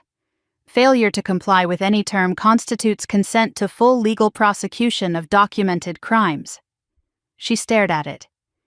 "You want me to sign a contract? To see my own grandchildren? I want you to understand that access to my time, my home, and my life is not automatic. It is earned. This is ridiculous. Family does not pay family, then family does not exploit family. Those are the terms, Mom. Take it or leave it. If you ever try to dump the kids on me again without asking, I will call Child Protective Services for abandonment. I am not joking." She tried one more angle. Her voice softened to a whisper. "I could go to prison, Nora. The bank, the credit cards. If you press charges." "I know, please. I am your mother. Do not destroy me. I am not destroying you. I am protecting myself. Something I should have done years ago. Your grandmother would be ashamed of you." The blade slid in, but it did not cut like it used to. "Actually, grandmother left me everything specifically because she knew what you were capable of. She even left me a secret account you did not know about. She protected me from you." Shock crossed her face. Then rage. Then something like fear. "What secret account? That is not your concern. What is your concern is that contract in your hand." She looked at the document. Looked at me. Looked at the camera still recording above my door. "Fine." Her voice was ice. "I will sign your precious contract." She produced a pen, signed at the bottom, handed it back. "Happy now?" "I am not happy, Mom. I am protected. There is a difference." She turned to leave, then paused. "Vanessa is coming to see you. Tonight. She thinks she can fix this. She thinks you will listen to her." She laughed bitterly. "Good luck with that." She walked away without looking back. That evening at 7:30 the doorbell rang again. Vanessa, alone. No Tupperware, just a large envelope. I opened the door but did not step aside. Her approach was different from Patricia's. She did not try to enter, Did not cry, did not beg. She looked exhausted, defeated, honest for the first time. I am not here to apologize. We both know I cannot undo what I did. Then why are you here? To give you this. She held out the envelope.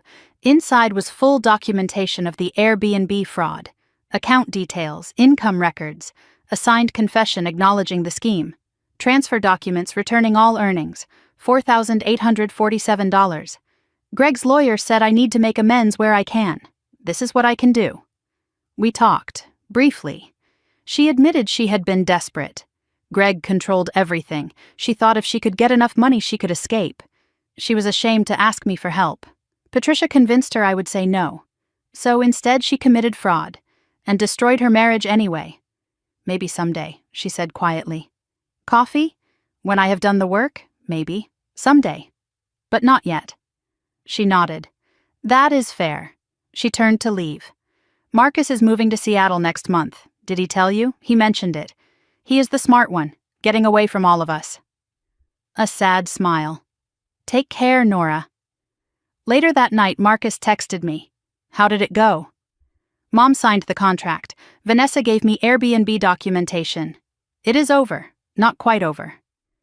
I found something in Mom's house while I was packing my stuff. He sent a photo, a ledger, handwritten, hidden in Patricia's closet, columns of numbers, dates, names labeled at the top, family contributions. She has been keeping track of everything she has ever spent on each of us. Every gift, every meal, every favor, for decades. She has been calculating what we owe her, our whole lives. The total next to your name is circled in red. She thinks you owe her $127,000. She has been planning this, the beach house, the credit cards, everything, as repayment. I stared at the photo, the ledger, the decades of calculations. My mother had not been desperate. She had been strategic. Every birthday gift was an investment. Every holiday dinner was a transaction. She did not love her children. She maintained accounts. And when I refused to pay, she tried to collect by force. I saved the photo, added it to the evidence folder. Then I texted Marcus. Thank you, for everything. Go to Seattle, start over, you have earned it. He replied. You too, sis. You too. I turned off my phone and looked around my apartment. My apartment, my life, my rules. The war was over. I had won. But victory, I was learning, was just the beginning of something new. April 15th, 7 a.m. I woke in a bedroom I had come to love, the master suite of the Cape Cod beach house.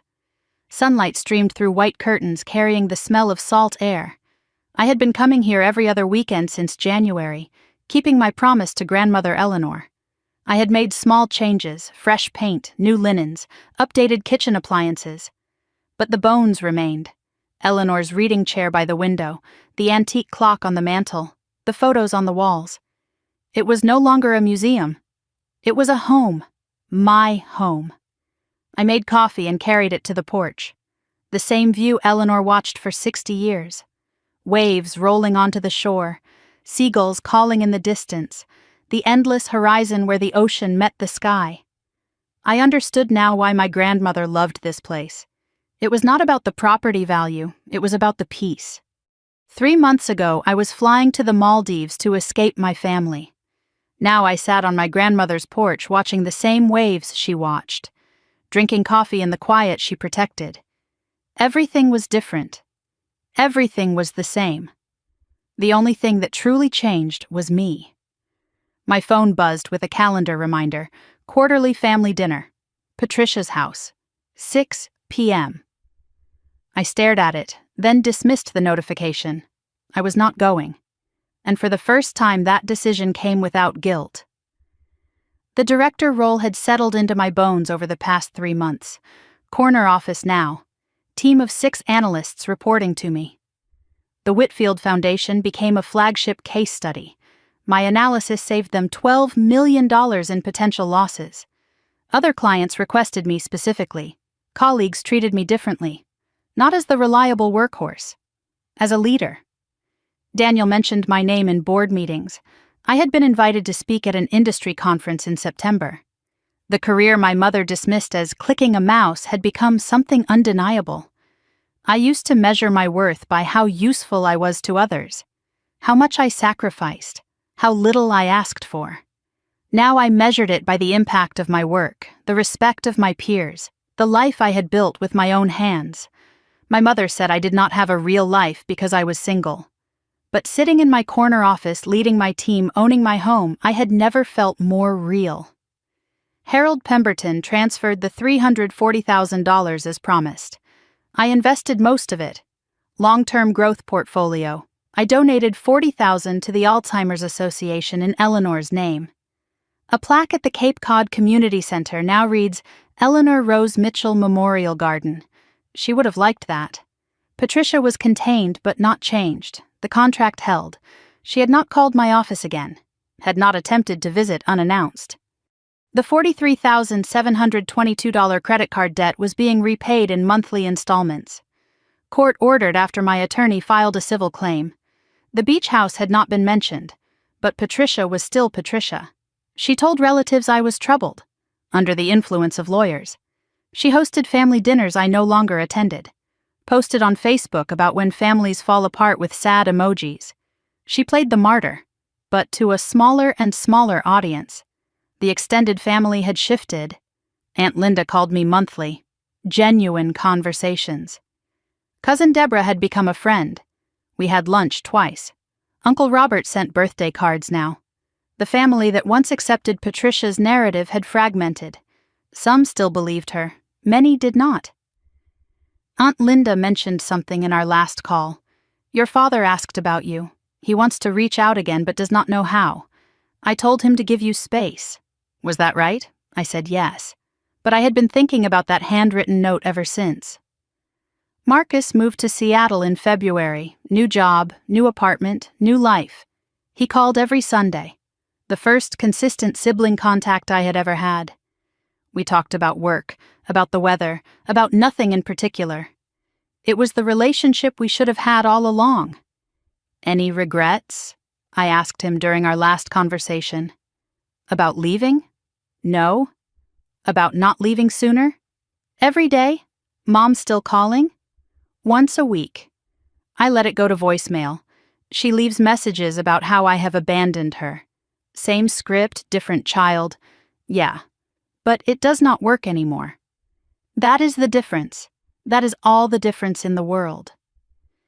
Vanessa's divorce finalized in March. Joint custody of the children, week on, week off. She was in a small apartment in Somerville working as a substitute teacher. She had been in therapy. Twice a week, she told Marcus. 3 weeks ago, she texted me. I know I said someday. Is today too soon? I considered for a full day, then replied. Saturday. The cafe on Newberry Street, 10 a.m.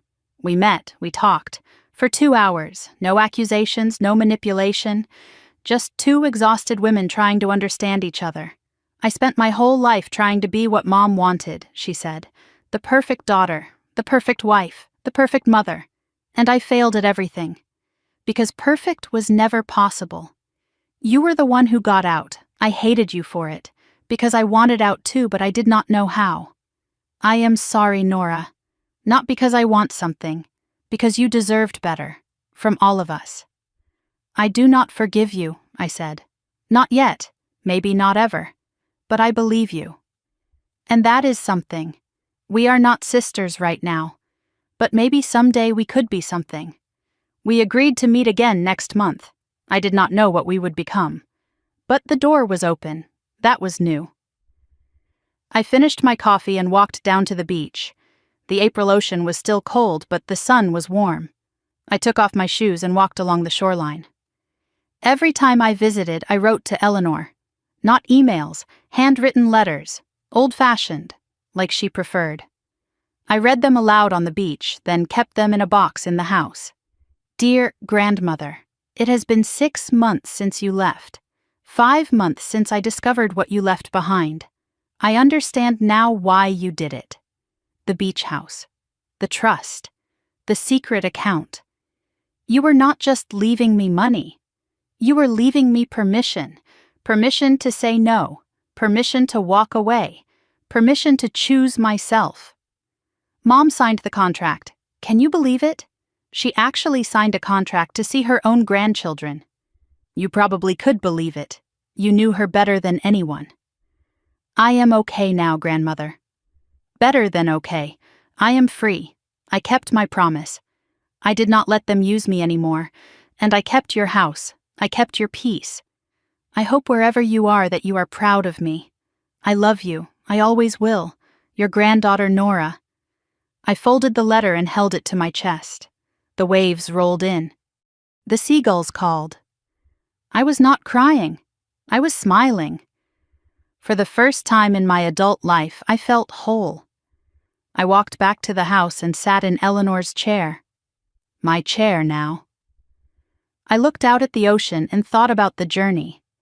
I used to think family was about obligation, about duty, about sacrifice without question. I thought love meant giving until you had nothing left. That belonging required erasure. But I was wrong. Love is not a transaction. Family is not a debt ledger. Real love does not keep score. Real family does not require you to disappear. The people who truly love you will never ask you to destroy yourself for their comfort. And the people who do ask, they do not love you. They use you. It took me 33 years to learn that lesson, but I learned it, and I will never forget. My phone buzzed, a text from an unknown number. Hi Nora, this is Lily. I am 7. Mommy gave me your number. I just wanted to say I miss you. Can I visit the beach house someday? I promise I will be good. Love, Lily. A blue heart emoji at the end. I stared at the message. My niece, Vanessa's oldest. The little girl who asked why Aunt Nora was being mean. I typed back, Hi Lily, I would like that very much. We will plan something soon. Love, Aunt Nora. The sun was setting over the Atlantic. I poured myself a glass of wine and stood at the porch railing. Orange and pink light spilled across the water. The same view Eleanor watched for 6 decades. The same peace she protected. I think about who I was before this Christmas. The woman who said yes to everything, who measured her worth by her utility, who believed that being needed was the same as being loved. That woman is gone, not dead, just evolved. In her place is someone who knows her value, who guards her peace, who chooses herself without apology. Is that selfish? Maybe, my mother certainly thinks so, but I have learned something about selfishness. The people who call you selfish are usually the ones who can no longer exploit you, and that tells you everything you need to know. Was I wrong to fly to the Maldives while my family drowned in their own chaos? Was I cruel to force my mother to sign a contract? To expose her secrets to the family? Or was I finally, after 33 years, choosing to live? I used to need everyone's approval. I used to agonize over whether I was the villain in their story. But here is what I have learned. You can be the villain in someone else's story and still be the hero of your own. My mother will never forgive me. My sister might someday. My brother already has. And me? I have forgiven myself. That is the only forgiveness that truly matters. So that is my story. The Christmas I flew to the Maldives. The family that called me selfish. The grandmother who gave me the weapons to fight back. I look back at that woman sitting at the kids' table eating cold turkey, wiping mashed potatoes off toddlers' faces, while the adults laughed at the main table. I want to reach through time and tell her, you are worth more than your utility. Your life is real. Your time is yours. If you are listening to this, and you are the Nora of your family, the reliable one, the single one, the one they say has no excuse, please hear me. You are not their servant. You are not their safety net. You are not obligated to burn yourself to keep others warm. Sometimes the only way to get respect is to stop accepting disrespect. Sometimes the only way to find peace is to walk away from the chaos.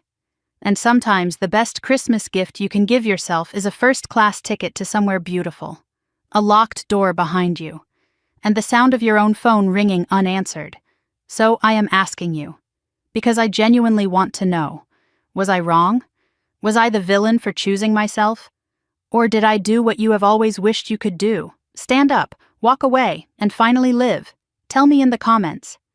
I want to hear your story too. And if this story spoke to you, if you felt something, recognized something, understood something, then do me a favor. Hit that subscribe button. Click the bell so you do not miss the next story, because there are more stories like this one. More women who chose themselves, more battles won, more peace reclaimed.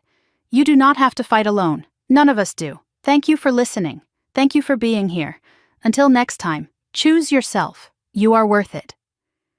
I raised my wine glass to the sunset. The ocean glimmered gold and rose. Somewhere behind me in the house, Eleanor's clock chimed the hour. And in the silence that followed, there was only peace. Merry Christmas to me. And to all of you. Merry everything. This story is fictionalized for dramatic effect